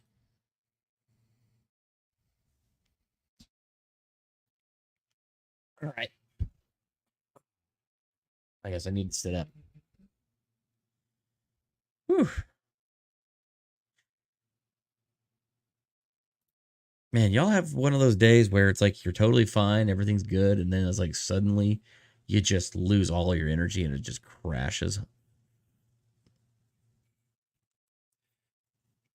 Okay. I gotta finally ditch the hat.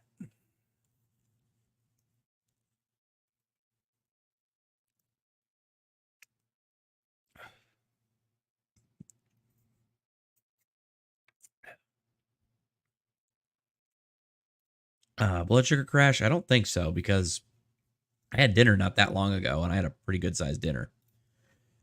I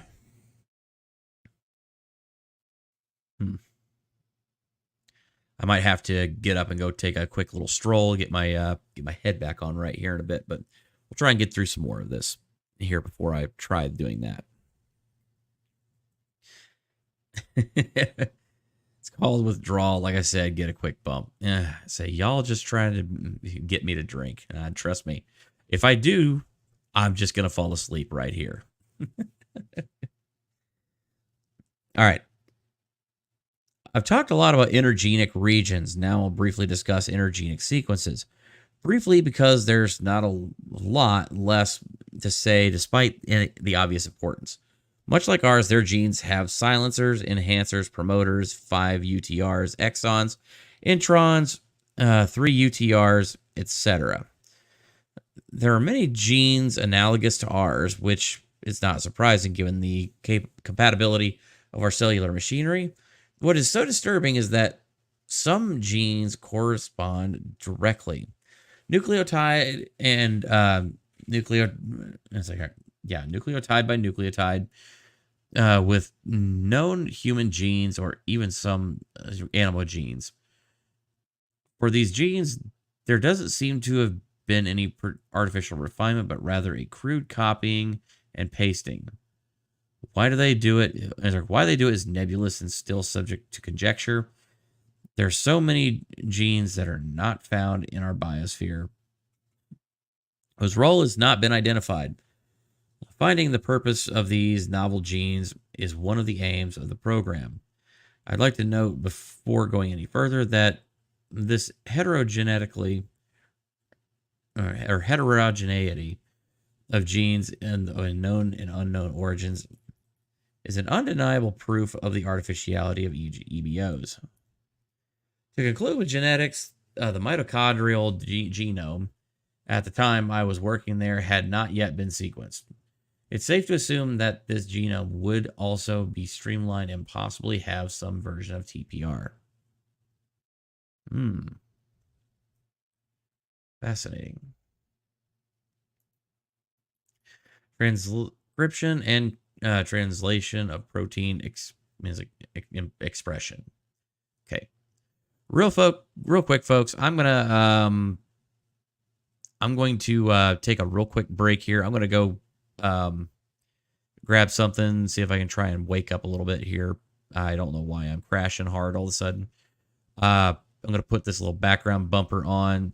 Hang tight. I will be right back. And so don't go anywhere, and I will return in just a moment.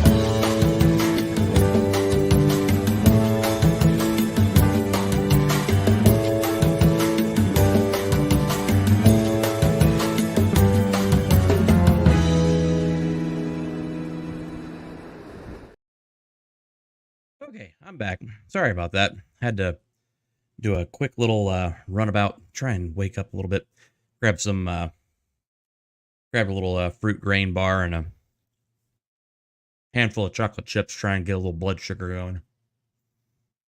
And just a nip of caffeine, just enough to get me going. All right, anyway. Sorry. Don't know why, but it was just like suddenly I hit a wall there and I just, out of nowhere, I was just feeling like, okay, I should be good to go now. All right. And let's see here. Rip Kaiser. Thankfully, I'm back now. It's all okay. No, I'm still here. I just had to go take a little quick run, go downstairs, grab something to snack on, get a little sugar back in my system just in case. Oh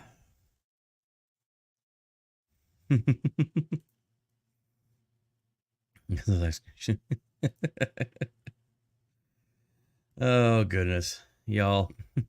All right.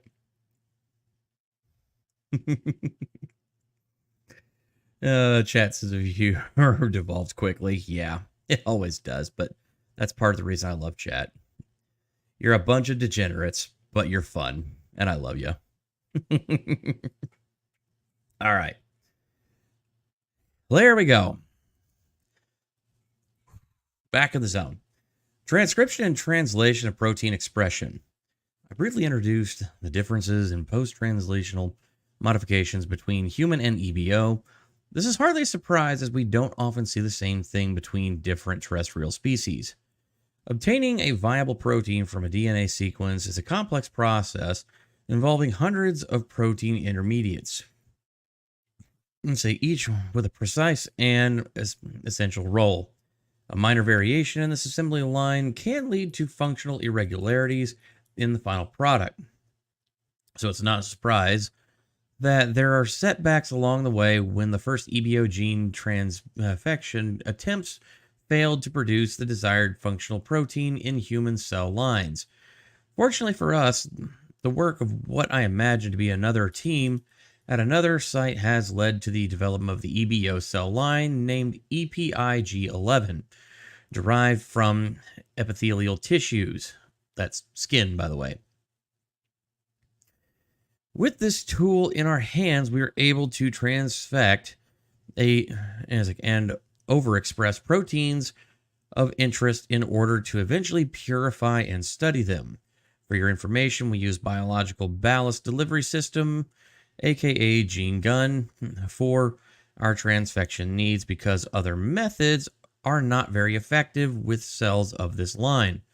For example, the viral vectors tested cannot be internalized by EPIG11, and lipofection is too lethal. EPIG11, like most eukaryotic cell lines, enters a phase of exponential growth when exposed to fetal bovine serum. It's only half surprising that a cell line from such an exotic source should be sensitive to the growth factors present in FBS. In my opinion, this can be explained by the addition of animal genes in the genome, such as growth receptors. Interesting. Oh, and errors. If you're getting errors in chat, YouTube says to reload the page to remove it. Yeah, and if that doesn't help, restart your browser. That has happened to me several times lately. It is a known issue I think YouTube's working on. But, just, putting that out there. It has happened to me, and refreshing does fix it. Oh, yeah, YouTube chat broken.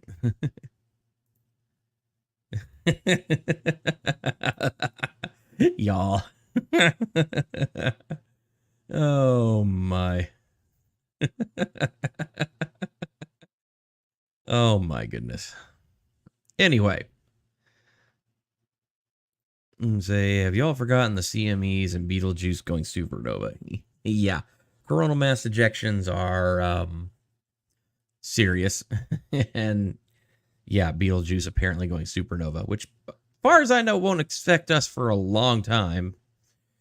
But yeah, you know.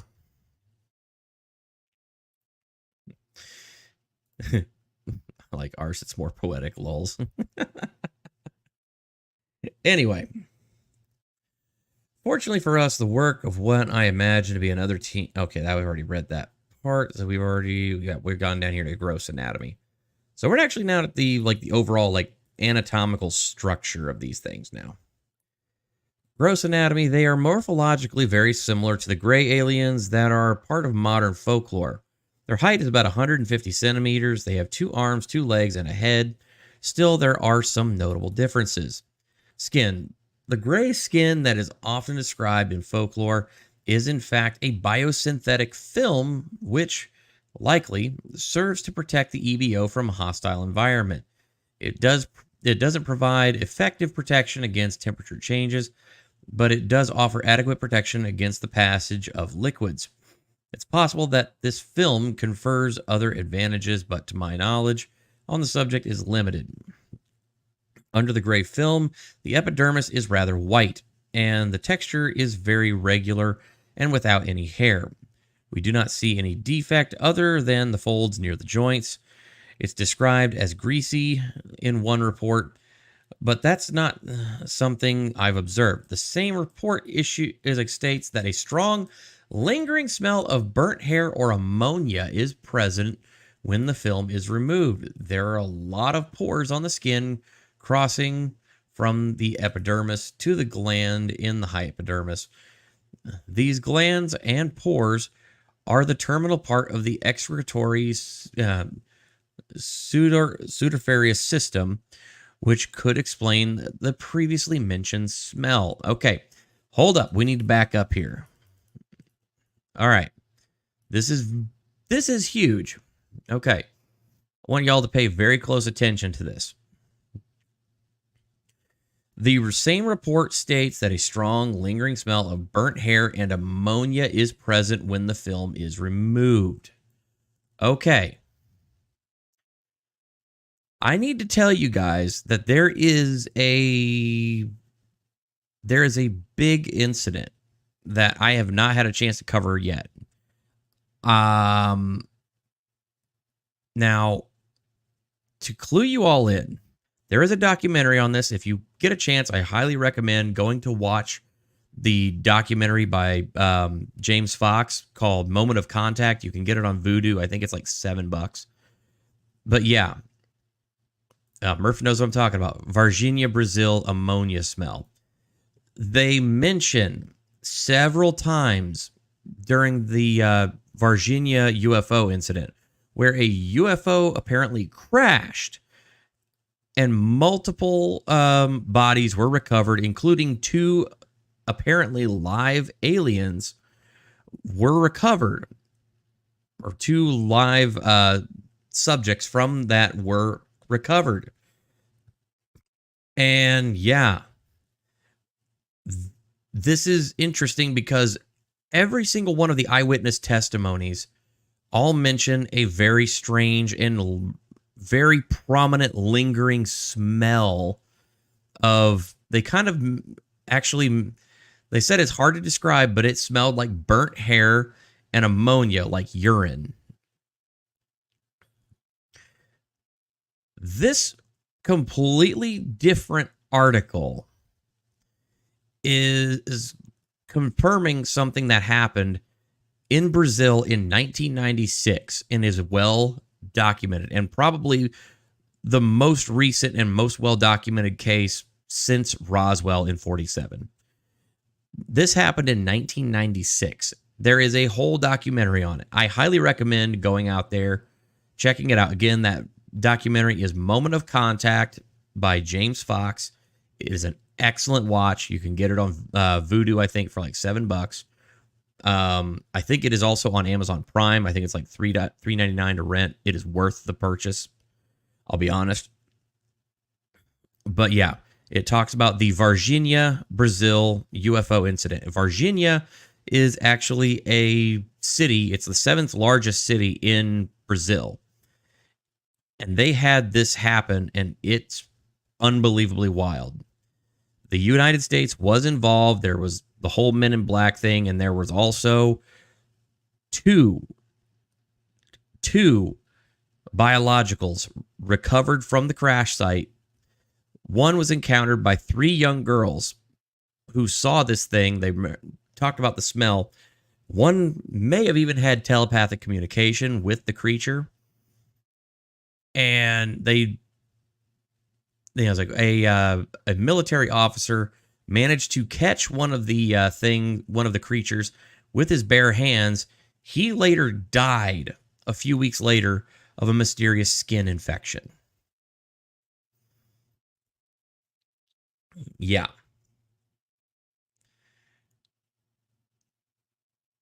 The Varginha, Brazil incident is unbelievably fascinating, and there is so much evidence on that case. There's so many eyewitnesses that all have the same story, people that have never spoken to each other, and yet they all seem to be on the same page about this, and that the government covered it up. They closed an entire wing of a hospital, so that way they could apparently investigate these things. And every single person, the doctors, the staff, they said something about that smell. Strong lingering of burnt hair and ammonia was present in the hospital. They had to close down the wing after the things left, so that way they could try and disinfect, because they couldn't get the smell out. Some people actually said that the smell lingered in their sinus cavities for upwards of like 6 to 20 days, even with flushing them out. Yeah. That's pretty crazy. So, yeah, apparently what they're saying here, what this guy is mentioning, is that there are a lot of pores on the skin crossing from the epidermis to a gland in the hypodermis.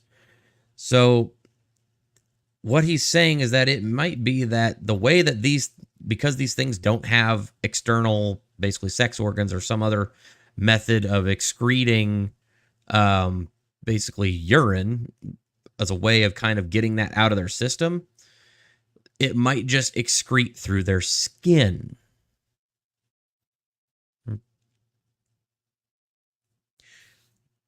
Yep, kind of gross. Yeah, kind of gross. But yeah, that might be very well what we're looking at here. Anyway, the head contains 2 large, oversized eyes, 2 nostrils without protuberance, a narrow mouth without lips, and 2 ear canals without auricules. So basically, no ears. There's a mandible, but the musculature is vestigial. There are no teeth or tongue in the oral cavity. The nasal cavity, where the nostrils meet, is compact and does not rise cranially, but extends axially. There appears to be no equivalent to the olfactory bulb in the nasal cavity. The mouth leads directly to the esophagus, and the nasal cavity to the trachea. Trachea and esophagus do not communicate. So, yeah. Basically, these things have very, very simplified organs. So apparently, they don't have have teeth. They don't have a tongue. They have a mouth, but apparently the musculature of the jaw is vestigial, so they can't even actually use that. Which seems to support that these things would communicate with some form of nonverbal methodology.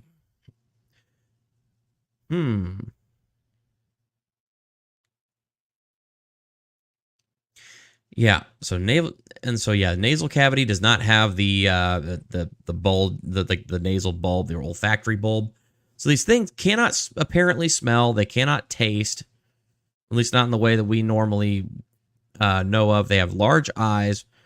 These large eyes are apparently better for low light vision.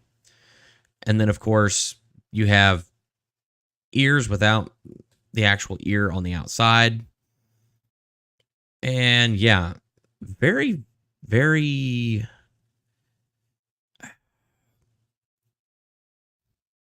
very, very odd.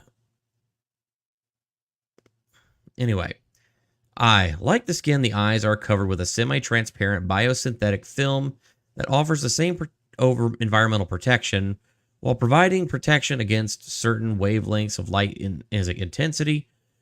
When the film is removed, the more traditional eye is revealed. It's about 3 times larger than a human eye, and there are no eyelids. The size of their eyes suggests that they have excellent night vision. It seems paradoxical to cover them with a semi-opaque film. Perhaps they only need to wear it in bright environments. Their sclera is the same color as their skin. The iris is pale gray, and the pupil is black and oversized. The lens is rounder than a human, and the musculature used to adjust focus is more developed. On the retina, there are at least 6 types of cone cells. The responsiveness of each of these 6 types of cone is specific to a wavelength band. With a maximum of overlap between each color, the result is a broader visual spectrum. So these things have way better eyesight than we do, but they're mainly low light vision. So it's very much possible that what we're talking about with this, as they mentioned, this biosynthetic film that goes over these things, that the dark black eyes that we're familiar with are just basically a covering over their eyes, and that apparently underneath that covering, their eyes are very much like ours, but like 3 times bigger. Hey, Libby.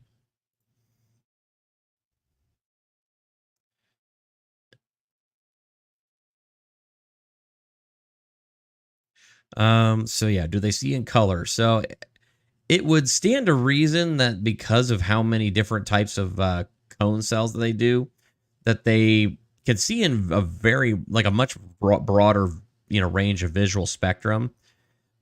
Now, rods are what in your eye are what you get to see color, and then cones are what actually helps adjust, your ability to see in the visual, like light spectrum. So I can't really speak to that. They don't mention the rods part, but it would stand to reason that if they have that much of a discernible difference in how they can see at night and can see in much different visual spectrums, yeah, seems like they might have some, color differentiation to help them see different spectrums. Ears. As mentioned, the outer ear has no arcuole and the ear canal is unremarkable. The inner ear has all the characteristics of a typical vestibular and cochlear system, although the curvature of the cochlea is more pronounced than a human. This probably results in a greater hearing acuity for low frequencies. Here we're getting into the brain. The brain is tetraspheric, i.e. composed of 4 major sections. The sections are separated by transverse and longitudinal fissures and are connected to the cranial lobe, or central lobe, which acts as a brainstem and cerebellum. The volume of the brain is around 20% superior to that of a man of the same age and height. It has a much more pronounced level of education than an average human. Moreover, the ratio of glial cells to neurons is also slightly higher than in humans. It is important to mention the presence of nodules in the central lobe, as a histological analysis of these structures reveals a kind of intricate biological circuitry. It is speculated that these nodules are essential to interact with their technology. Consequently, determining the proteome of these structures is an absolute priority of the program. So yeah, these things have big brains, and they actually have biological circuitry wired through their brains already.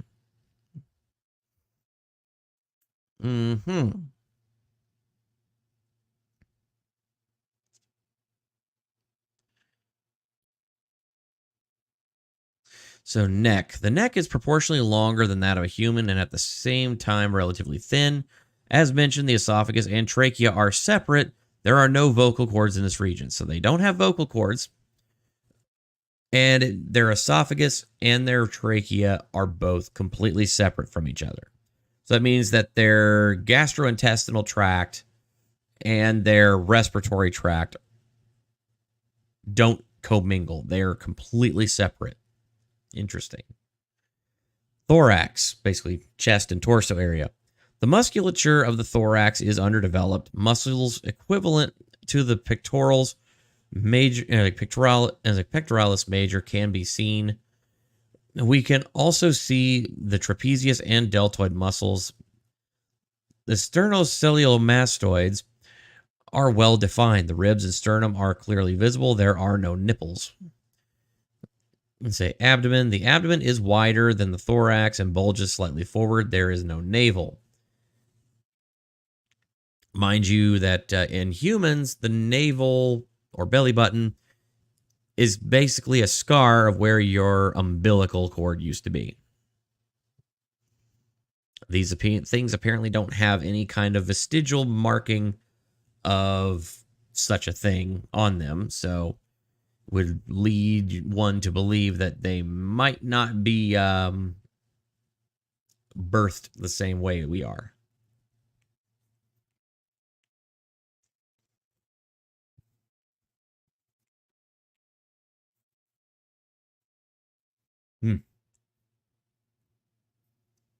There we go.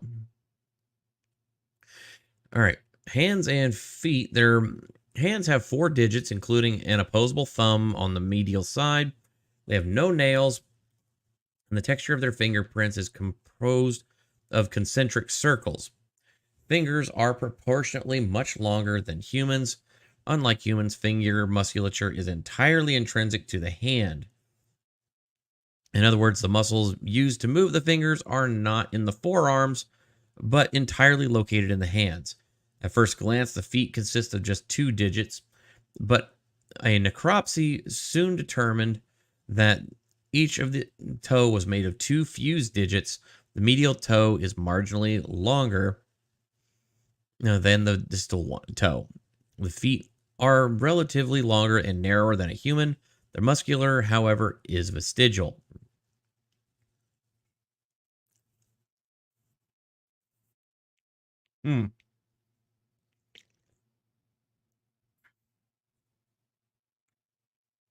So, a lot of so all their muscles for their fingers are located in their hands. Unlike humans, which a lot of our muscles for our fingers are located in our forearms, their finger muscles are all located inside their hand, which is interesting. And then also means that with their feet, as I mentioned, they're not, it looks like they have 2 toes, but they're actually 4 digits that are kind of melded together in 2s. Which kind of makes sense if you're thinking about it from a purely, just being able to stand. Because then you could actually, the same way with like your feet, you could actually kind of move those toes around, even the toe bones a little bit, and get better grip. But yeah, they're saying that the musculature is, however, vestigial. So these things do not have a lot of muscle. They apparently are very, very weak. They don't have a lot of muscle tissue. Probably not very strong, but they don't necessarily have to be. If these are some kind of biologically engineered, basically protein drone, you're creating this thing to do a number of things, but probably in a very technical, very enclosed environment. Let's just call it that. Yeah, look at them hands, boys.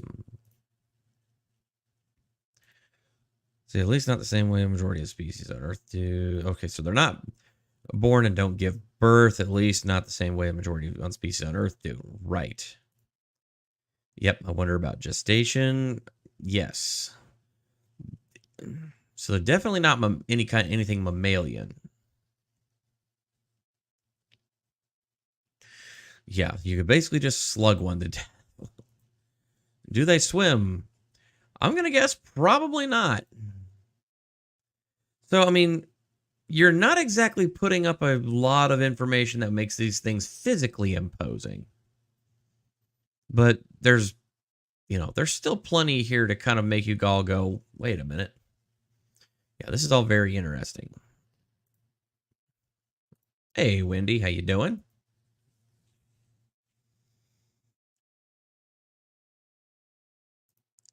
We cannot be seduced by an alien, technically. Well, I mean, as we'll kind of get into, I mean, they really don't have those organs. So, just saying. The EBO's endoskeleton is very similar to ours, at least in terms of composition. There's collagen, there's like hydroxyapatite, but also copper oxide crystals where marrow would normally be found. The role of these crystals has not been established, but it's not a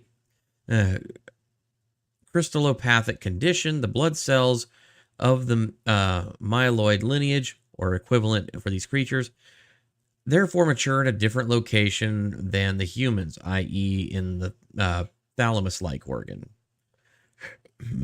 A transverse section of the bone reveals osteon and osteocytes. There appear to be few osteoblasts and no osteoclasts. This indicates that the bones are no longer growing and cannot absorb the minerals present or adapt mechanically to changes in posture. So you break a bone on one of these things, it's pretty well done. They have crystals inside of their, like copper crystals inside of their bones. Interesting. Respiratory system. Their cellular respiration is equivalent to ours, i.e. they need an oxidized organic components to produce energy. Their lungs have no reciprocating action, but rather have a unidirectional flow of air, similar to those seen in birds, which is far more efficient than ours. It is speculated that this is in response to the brain's elevated metabolic needs. Vocalization is produced by vibration of the wall membrane at the junction between the two air sacs. So there is possible that they can make a vocalization, but it's more similar to how a bird can mimic sounds than actually like how we speak.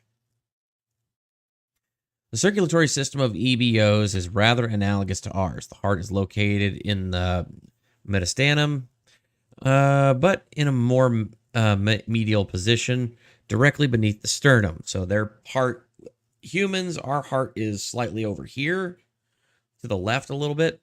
Theirs is like right there in the middle underneath the sternum.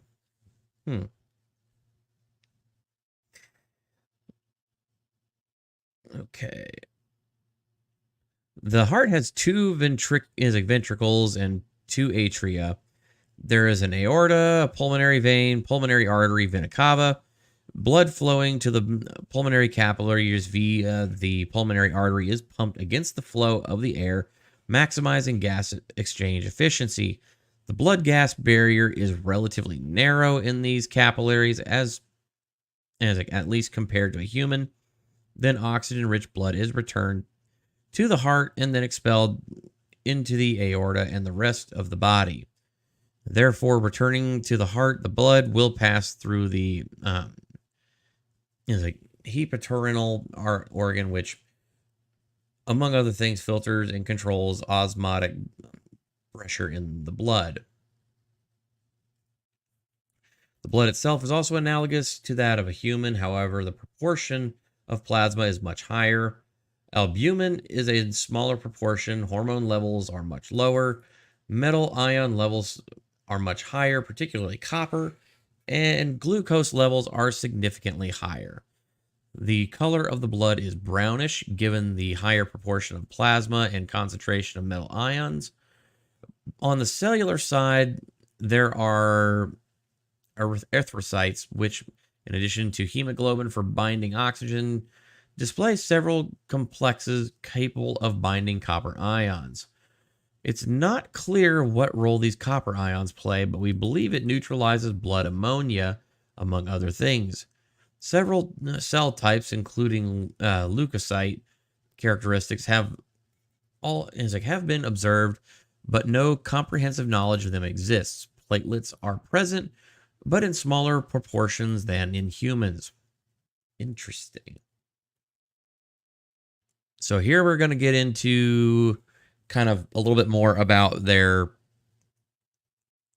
excretory system, I guess you could call it. So,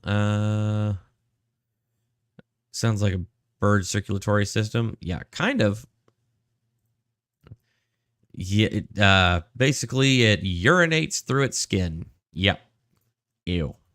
Which explains the ammonia and burnt hair smell.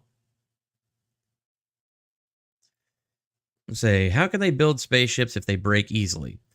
Well, a theory put forward by Bob Lazar is that some of what they've worked on, what he claims to work on, is that it's very eerie inside of the craft that he claimed he worked on. He specifically said that everything has a radius and a curvature, almost like all of the surfaces were kind of melted and whatnot. But here's what's really weird. It's been found by there's actual verification on this evidence. This is actually verified science. Jacques Vallée has actually taken a look at a lot of these metamaterials recovered from supposed crash sites, and they are molecularly and even sometimes anatomically layered, which again would mean that these things would have to be going through an extremely refined process. So if these things are probably not swinging a hammer to make it a UFO, but what if they're 3D printing an entire spaceship?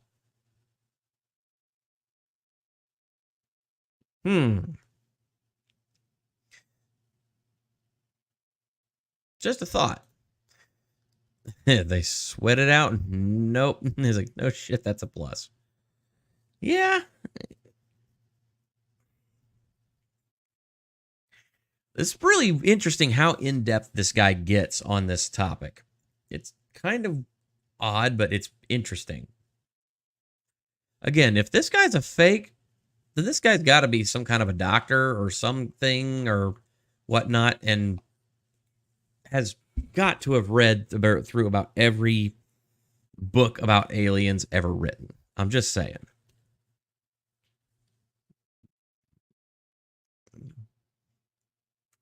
I'm not entirely convinced that this is, I'm not convinced that this is bupkis.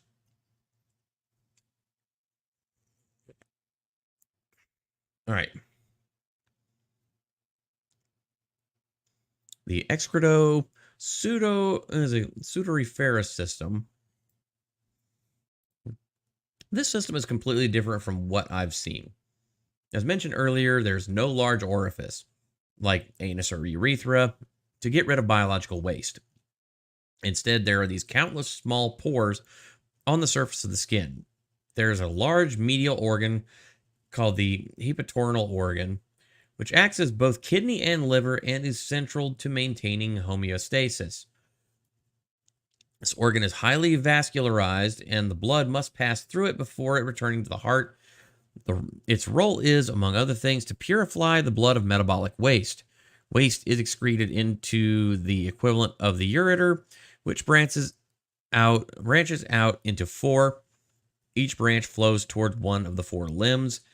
And in turn, these branches divide until they end up in thousands of excretory pores.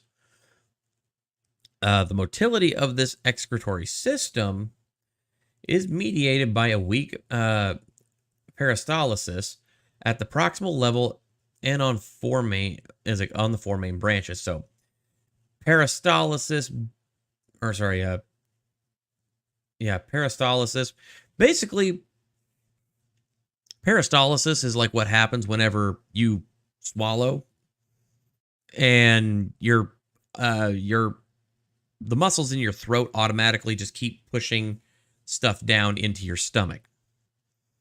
So there seems to be a constant peristalsis-like effect going on, pushing the waste material through the body and toward these pores where they would basically be excreted, thus negating the need for any kind of, urinary or, anal expulsion, put it that way. Oh God, that's going to get clipped. Please don't. Say, what type of food would they eat? That is a good question. Tonight on Kaiser Pineapple, do aliens have buttholes?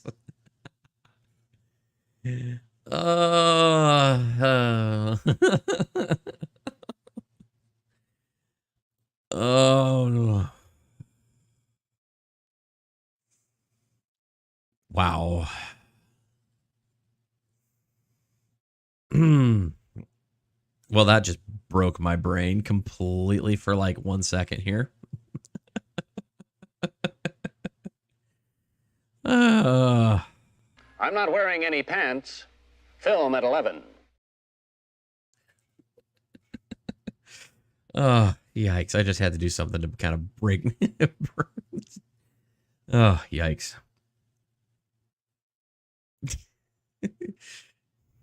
I feel successful. Yes, Chandler, you broke my brain. Matt,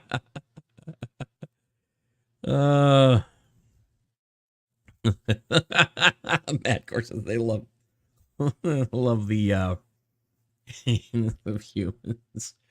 Well, I mean, they always be probing. Kind of makes you go,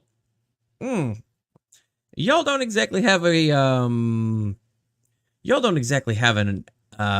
analogous term or understanding of what this would potentially feel like to a human, do you? Okay, got it. Oh dear God, space dear God.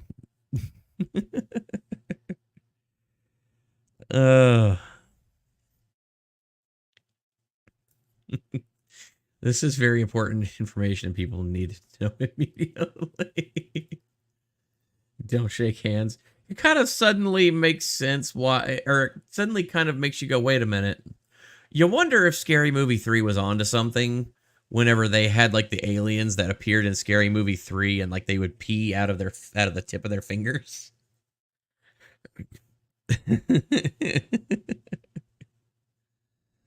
Oh, thank you, Libby. I appreciate it. Somebody actually is getting us some entertainment out of this. Hey, Wolfkinder, what's going on? Food would probably be liquid, no teeth or mandible muscles, and all waste is processed similar to sweat. That would make a lot of sense. Is that they would probably have some kind of a liquid protein or something that they would. Oh God, don't go there. Some kind of a liquid that food stuff that would probably be able to be easily digested and then excreted, like some kind of a liquid. Yeah. This channel cannot provide any legal or alien advice. All statements and comments are for slightly educational or huge entertainment purposes. Don't talk to aliens without a Kaiser. Oh, Lordy. And there we go. Sure, that was going to go there. Oh, my God. Anyway. The motility of the excretory system is mediated by weak peristalsis at the proximal level and on the four main branches. Peristalsis ceases around the first distal junction as there is no urea cycle. The ammonia concentration at the exit of the heterogeneal organ is very high. This ammonia is carried to the pores and gives the distinct odor I mentioned earlier. The rationale behind this unusual excretory system is directly related to the excreted ammonia, which enables thermoregulation by evaporating on the skin surface. The greater the physical effort, the greater the metabolism. This in turn leads to a rise in temperature and the corresponding increase of metabolic waste via amino acid catabolism. That's catabolism, not cannibalism. This leads to an increase in filtration of ammonia excretion, which ultimately lowers body temperature. So essentially, they pee through their skin the same way that we sweat to assist in thermoregulation. So when they're hot, they pee through their skin, basically.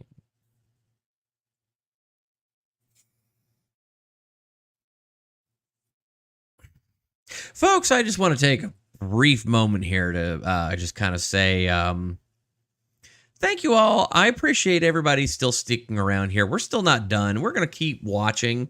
But I do want everybody to just, for my own sanity at this point, I'm going through this all for you. So please, if you haven't already hit that like button, please hit that like button. And if you're not subscribed to me yet, you're missing out on quality entertainment like this. So please hit that subscribe button. I am well on my way to I'm well on my way to monetization. I need watch hours at this point, but as of this week, I have seen a major jump in my total subscriber counts. I am currently sitting at 542 subscribers. 2 weeks ago, I was sitting at 450 subscribers, and now I'm at 542 in less than 2 weeks. And that is amazing, and it is all because of you all out there, and I love you all. And I'm going to keep doing this. I'm going to keep going through information, but please, midstream grift, please help me get to that monetization goal. Help me get some watch hours. Put this playlist for the Edge Reality streams on, when you go to bed. Listen to the soft, dulcet tones of my voice telling you about how aliens pee through their skin. The kind of things that you like to hear me talk about when you are trying to settle down and go to bed. Oh, my. I'm telling you, put Kaiser on when you sleep. Yep. Oh, what a wonderful discovery we're all having tonight. Yep. Aliens sweating and peeing through their skin. Yep. Hopefully that's okay.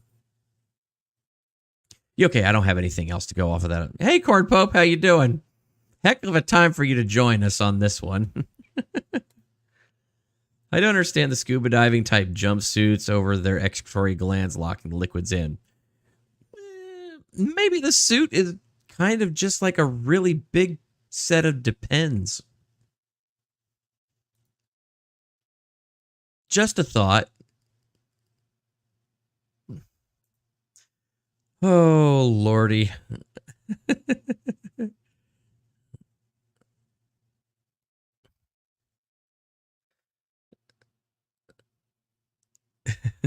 Oh, my God.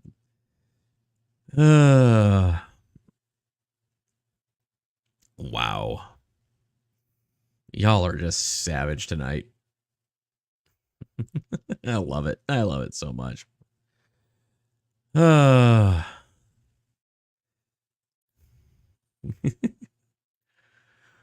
Corpo. Oh no, are we talking about what I think we're talking about? Yep, we're talking about aliens, and well, as somebody who actually is in the medical field, I figured you might enjoy this. But yeah. Put it this way. we're talking about aliens, and we've gotten through most of their excretosudoriferous system, how they apparently also regulate their body temperature by peeing through their skin.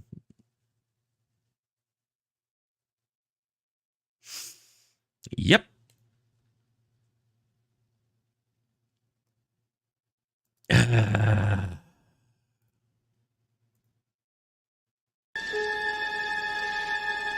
I picked the wrong week to quit sniffing glue.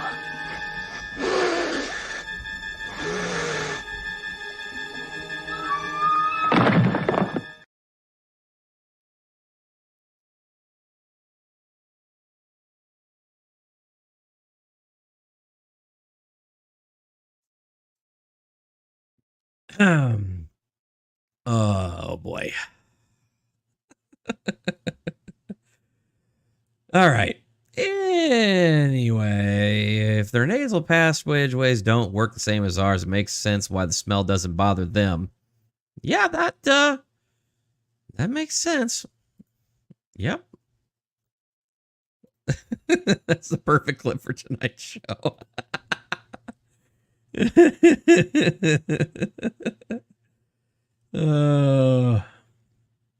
All right, the digestive system. The digestive system is extremely underdeveloped. There is no stomach in the familiar sense. However, there is a pseudostomach located at the transition between the thoracic and abdominal cavities. This organ was not involved in digestion, but only serves as a reservoir. A sphincter controls the flow of food into the intestine. The intestine is limited to the equivalent of our small intestine, i.e., it only serves to absorb liquids and nutrients and acts as the main digestion site. It has villi and microvilli like ours. The intestine ends in a hepatorenal organ where non-digested matter is transported to the ureter and excretory system. Residues are dissolved in the ammonia and metabolic waste for excretion. There's an organ near the pseudostomachal sphincter that secretes digestive enzymes directly into the intestine. This organ is inspirationally called the digestive organ. It secretes mainly proteolytic enzymes and glucoside hydrolysis. Okay. Given the absence of teeth, the narrowness and rigidity of the esophagus, and the absence of a true stomach, and the absence of defecation, it is strongly believed that EBOs can only consume food in liquid form. It is assumed that given the high metabolic needs of their brains, this food would have to have a high carbohydrate concentration. In order to meet their metabolic needs, there must also be a high protein content to the food consumed. Gee, it's like I read this ahead of time.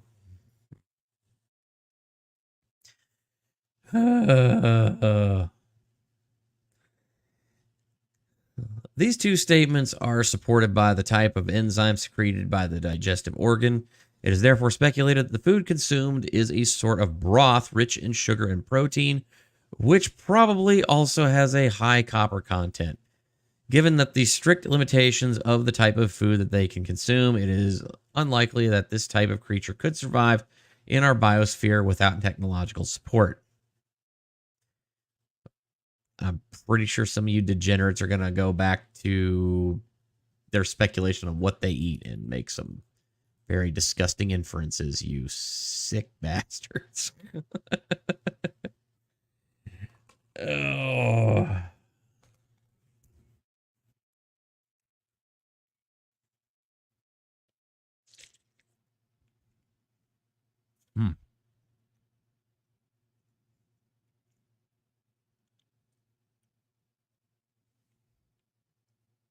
Sorry, something kind of with some sugar in it, trying to help keep me awake.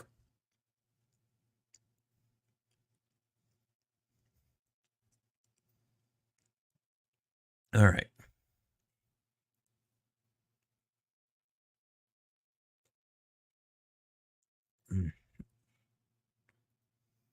So I'm trying to figure out the medical relevance to this. So essentially, they're they're essentially this person is going over kind of what their own findings on what they supposedly saw. This person was allegedly I believe it was a biologist of some type that was studying these, and this is kind of what they were this is kind of the information they were finding, and kind of what these aliens look like, what kind of, like, just their general structure, how they operated, etc. And it's interesting because to call them alien, it sounds very alien. All right. Yeah, when guys are falling asleep, you said get a beer. Organ meats and shellfish high in protein. There's like protein high in copper. Could explain some of the cattle mutilations. Are you getting your daily required amount of copper, fellow human? Yeah, I know, Corn Pope. It's fine. This is interesting because he's using a lot of analogs here to kind of explain their findings in comparison to, like, say, a human body, because that's just what they have to compare against. It's fascinating, really. All right. Let's say the endocrine system. Knowledge of the endocrine system is minimal. We know that cells are receptive to bovine growth hormones, so it's assumed that certain functions are regulated by such a system. Endocrine mechanisms are very complex, and it goes without saying that they are best studied on living subjects. The immune system. The immune system is another unknown. There seems to be an innate immune system, but there doesn't seem to be any adaptive immunity, at least not similar to what is known.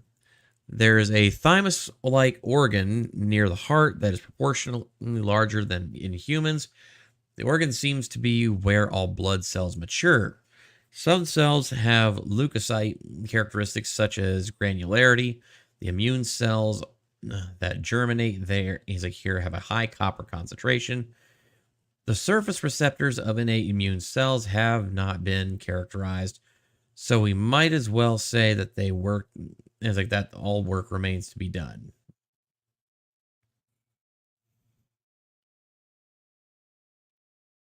All right, nervous system.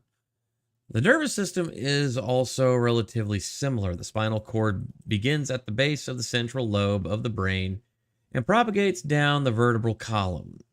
In the vertebrae, there are no ganglia. There are ganglia made of afferent and efferent neurons. In short, other than CNS, there is nothing out of the ordinary. Musculoskeletal system. The musculoskeletal system is very ordinary, albeit underdeveloped.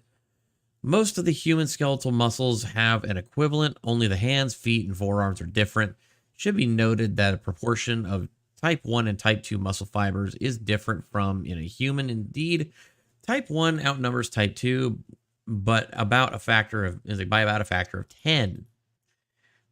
Artificial system. We speculate that artificial molecular machines may be present in the body, and that copper, if present, would be essential to their function or assembly.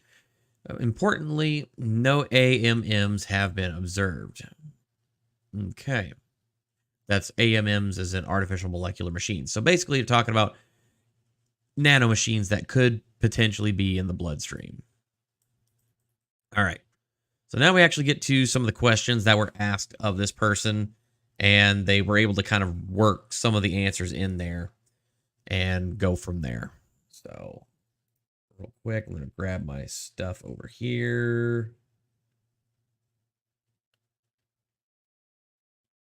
There's my chat window. Forgot about that. Okay. All right. Oops, I got rid of that window again. All right, question 1. Amazing story. Have you shared this with the Senate Select Commission on Intelligence or with Arrow? And do you have evidence to back this up? Thank you. No, I haven't, and no, I won't. It sounds like a it sounds like a honey trap to me. I will not place my life in the hands of politicians. I have no proof other than this message. I know it's not much, but it's what I'm prepared to offer. Okay. So this person sounds like they're pretty afraid to come forward with anything else really at this time. Question 2, well, that was a read. So they're bioengineered worker bees, any elemental components that are unutable to our biome. Yes, knowing that they're disposable, unable to live independently without technological support, and that they're ephemeral. The only suitable hypothesis that they are alive only to accomplish their task. Can you clarify your question about elemental components? Question 3. I haven't read everything in detail, but can you expound on the document of their religion? EBOs believe that the soul is not an extension of the individual, but rather a fundamental characteristic of nature that expresses itself as a field not unlike gravity. In the presence of life, this field acquires complexity, resulting in negative entropy, if that makes sense. The gain in complexity is directly correlated with the concentration of living organisms within a given location. With time and with the right conditions, life in turn becomes more complex until the appearance of sentient life. After reaching this threshold, the field begins to express itself through the sentient beings, forming what we call the soul. Through their life experiences, sentient beings will in turn influence the field in a sort of positive feedback loop. This in turn further accelerates the complexity of the field. Eventually, when the field reaches a critical mass, there will be a sort of apotheosis. It's not clear what this means in practical terms, but this quest for apotheosis seems to be the EBO's main motivation. The author of the document added his reflections and interpretations as an appendix. He specified that for them, the soul field is not a belief, but an obvious truth. He also argues that the soul loses its individuality after death, but that memory and experience persist as part of the field. This fact would influence the philosophy and culture of EBOs, resulting in a society that doesn't fear death, but which places no importance or reverence on individuality.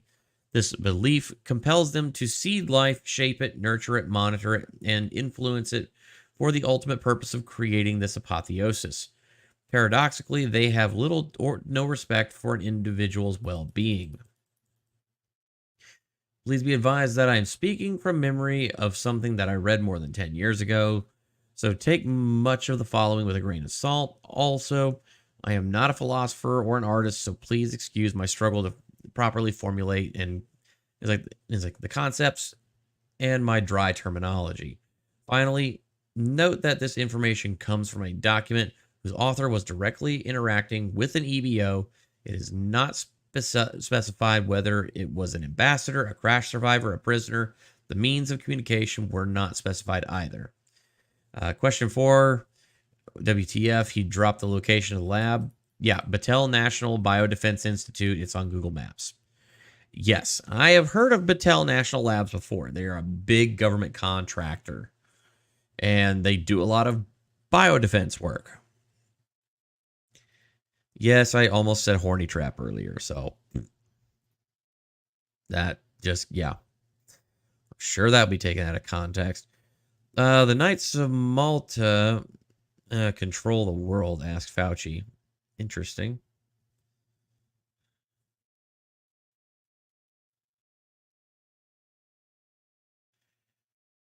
All right. So they're hot, they suck, they're like us. Where's the body? Apparently it's at this Battelle National Labs. All right. So this is a post from the moderator of this forum. So as of 11:29 hours, OP deleted their account. OP means original poster. They refused to provide verification of their identity and or credentials, so take this write-up for what you will. There's no way to verify any of the above, and it does make for an interesting read. I surmise there will be no further communication or replies in this thread from OP unless they make a new account. Edit: regarding the issues from earlier, we initially ran across this post in the auto mod, which caught it due to low karma. And say user picture it didn't happen, approved it, and then realized that OP's comments were being auto removed. It wasn't until later that we figured out that their account was showing up as shadow banned.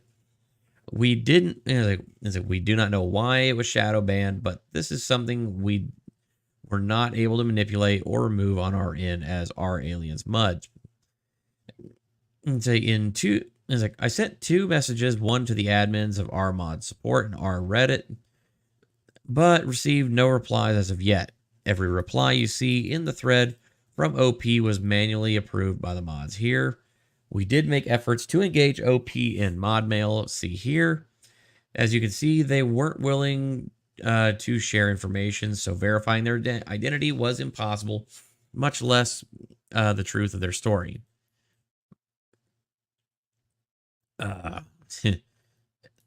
All right. So somebody also kind of mentioned in here, so they are worker bees. No sex organs means you can't have babies that will revolt. They can't, they must be created in a secure, sterile environment like a space station or maybe a deep ocean lab. Let's see. In my opinion, I feel like the EBOs on Earth are just biological AI.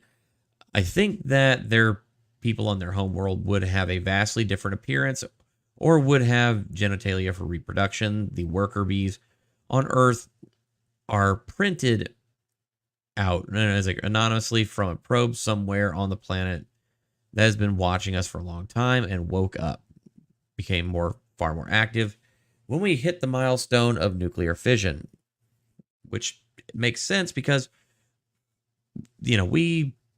we had seen these things in our skies prior to 1944, but it was directly in 1944 when we detonated the Manhattan Project that suddenly UFO reports across the United States jumped 600%. 600%. Yeah, that's a lot.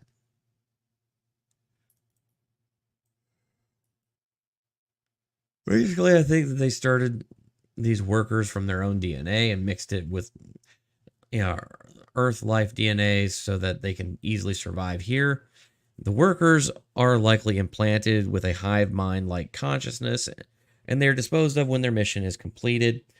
Perhaps they take on a primate-like form too, because of the true host NHIs would rather they ease us into the idea of what an alien is without just throwing something at us that looks completely unlike any body plane on Earth.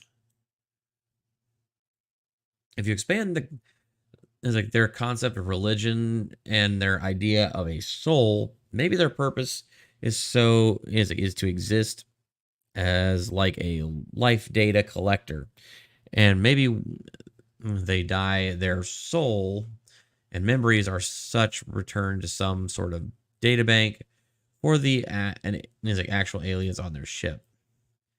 It allows the upper aliens the capability to explore other worlds and collect information without putting themselves at risk by manufacturing, this is their own words, poop sweating drones to live the experiences on their behalf, which kind of sounds like one of the many afterlife belief systems I've read about, where we are, quote, the universe experiencing its own existence through individual consciousness.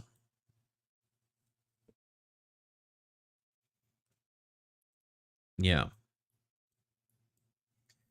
So, yeah, there is a lot on here. There's a lot of very serious stuff to unpack.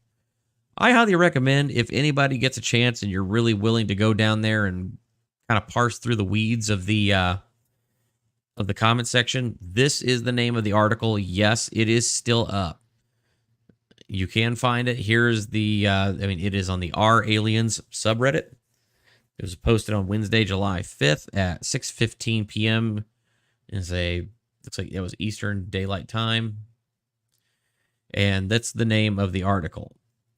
So if you're interested, you can always go out, find it, and you can do some more independent research. But now kind of we get to the point of the night, which is, what do we take from this?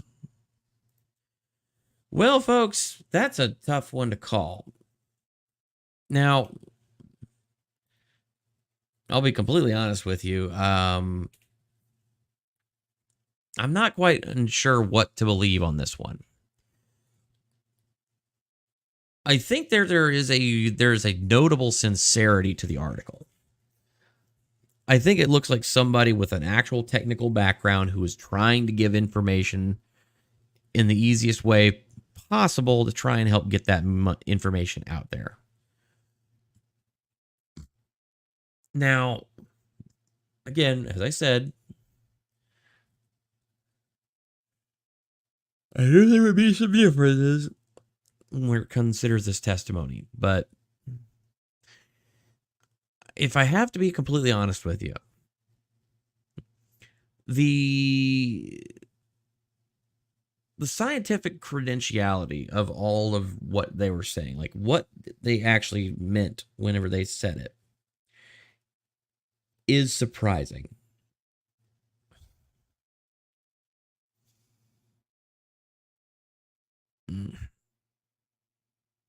It really is. All right. So that pretty well does it for this topic for the night. Let's see.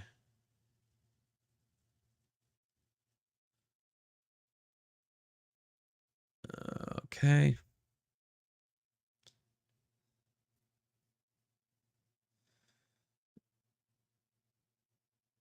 All right. Yeah, there's a lot to process in that document. I wholeheartedly agree. There was a document about bovine tissue. Can't recall how that fit in. So essentially, they used, in a method to kind of isolate some of the genome, they used bovine stem cells to isolate some of the genome. It actually allowed it to grow, and they were able to get some of that information. Shorter to cook. Collectively, this information is out there partially in other publications. Collectively makes a good overview. Yes, I would agree. There's a lot of little kind of, I guess you could say, these little nuggets that if you've ever done any of this research there, that you pick up on, like little nuggets of things that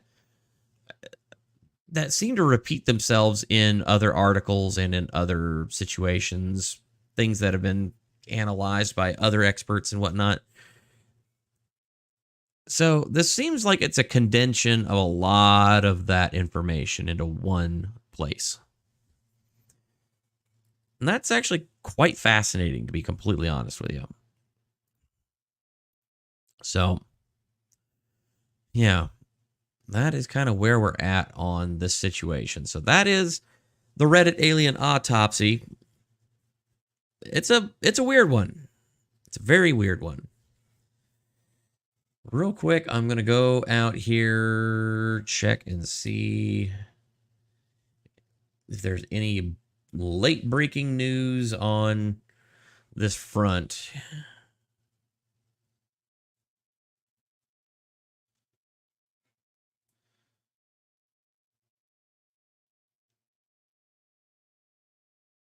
Apparently Jeremy Corbell is going nuclear and calling out Dr. Sean Kirkpatrick, who is the leader and head of Arrow, which we all know how credible Arrow is. Arrow, the all-domain reconnaissance office, is kind of basically the new Project Blue Book. And yeah, there's some things to unpack with that.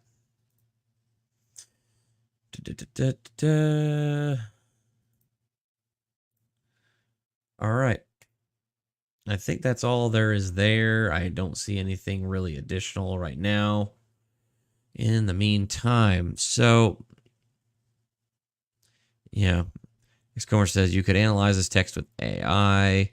Could be interesting. I have never really used AI, so I wouldn't even really know how to use that one. But, you know, with any tool, I'm willing to learn how it works. Yeah, love how they're already fighting. Yeah. All right. So at this point, it is after midnight for me, so I am actually going to close this out so that way I can try and get to bed, because I've got to get up tomorrow and I got to figure out how to get my computer back, my work computer back together, so that way I can actually do my job. You know, that thing I'm supposed to do.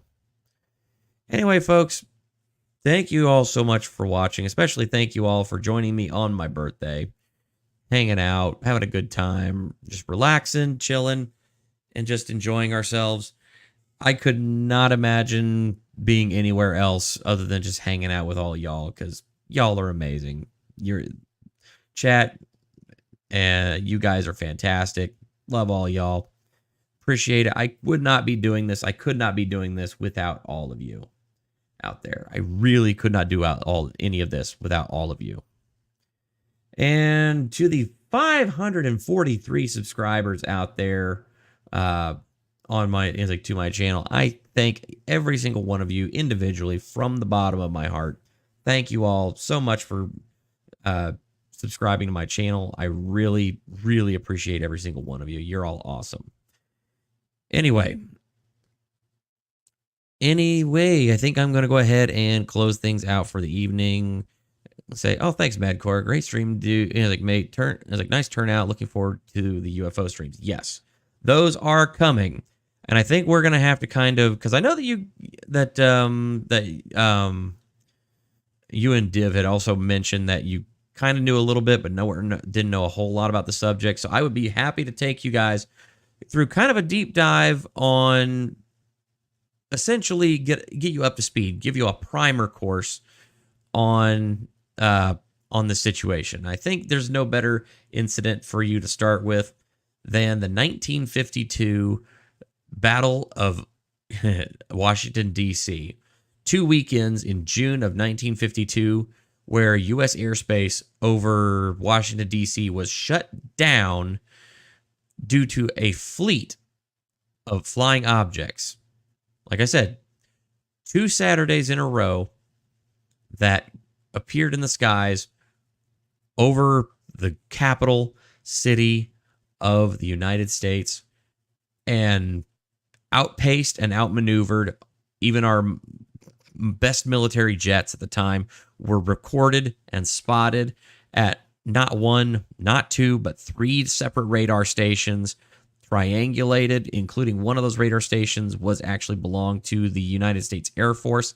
Air Force jets were scrambled, and there's a very surprising reason why it all got hushed up, and why Project Blue Book suddenly at the time got a major boost in its funding. There's a lot to unpack there. But yeah, I think that might be a good place to start for y'all's audiences. Could be fun. Anyway, thank you all again so much for watching. So, folks, tomorrow night I will probably still be doing my Real Talk live stream, where we're going to be hanging out, talking some movies, just doing a little bit of a kind of hang out, talk about some fun stuff, see what is out there in terms of movie news. Now, since that's going to be happening tomorrow night, I'm probably not going to put out any videos for tomorrow during the day, but there is a lot of really cool stuff going down right now, and that will probably be happening. I haven't set up the stream yet, but probably between 8:30 and 9 o'clock tomorrow Eastern Standard Time. And then on Friday, I do know that I'm going to be going on with Shizzy Wiznut, our good buddy of the channel, And we're going to be kind of doing a who's who stream of basically talking about, anime Matsuri, kind of doing a little bit of a roast of everybody that is at Matsuri because we couldn't go. Gonna try and get some footage and some information, see if we can maybe get a couple of our good friends that are there to call us and engage in the debauchery. So that's a thing. And then I believe Saturday we're still kind of talking about things, but I probably will be doing a birthday stream. An actual my actual birthday is today, but doing a birthday stream where we can all just hang out and just hang and have a good time. Probably towards Saturday. Don't have any other further plans after that, but I will get back to you on anything as it develops, if it develops at all. Anyway, please definitely, if you, as I always say, please hit that like button. If you're new here, hit that subscribe button. Everybody, if you haven't already done it, please go down and ring-a-ding-ding that little notification bell, so that way you know whenever I put out new content, and you can always stay up to date on the latest. Follow me on my Twitter page. I also post a bunch of information and links to stories there. If you want to also know when I'm going live and I have announcements for new streams, definitely get to my Discord. I've just updated the link. It is on my in the pinned comment right now. And until next time, thank you all so much for watching. I love every single one of you out there. Y'all are amazing. Have a great evening. Have a great night. Have a great rest of your week. I will see you on the next video. Peace. You ever wonder why we're here? You ever notice that the information that we're being fed doesn't always add up to the truth? Do you ever look out your window at night when the rain's falling down? You ever look down the street and wonder what is going on around you? You ever look out at night and ask yourself, is this all that I am? Where am I? What am I? Is this all there is? Is this real life? As technology continues to bring us closer together, it also tears us further apart. We watch the skies and look at the planet around us and its natural beauty as it continues to march forward on and on and on, unending, unceasing, unwavering. And yet our world, everything that we've built, crumbles around us. We wonder, is this it? Is there more? There's gotta be. We can search. We want to learn. We want to understand. We want to see all that we can see, know that all that we can know. We want to look out there. We want to peek behind the veil. We want to ask the questions that nobody will answer. We want to light those fires, the sparks that ignite a curiosity in us. And we ask ourselves, what is out beyond all of that? Beyond the edge of reality?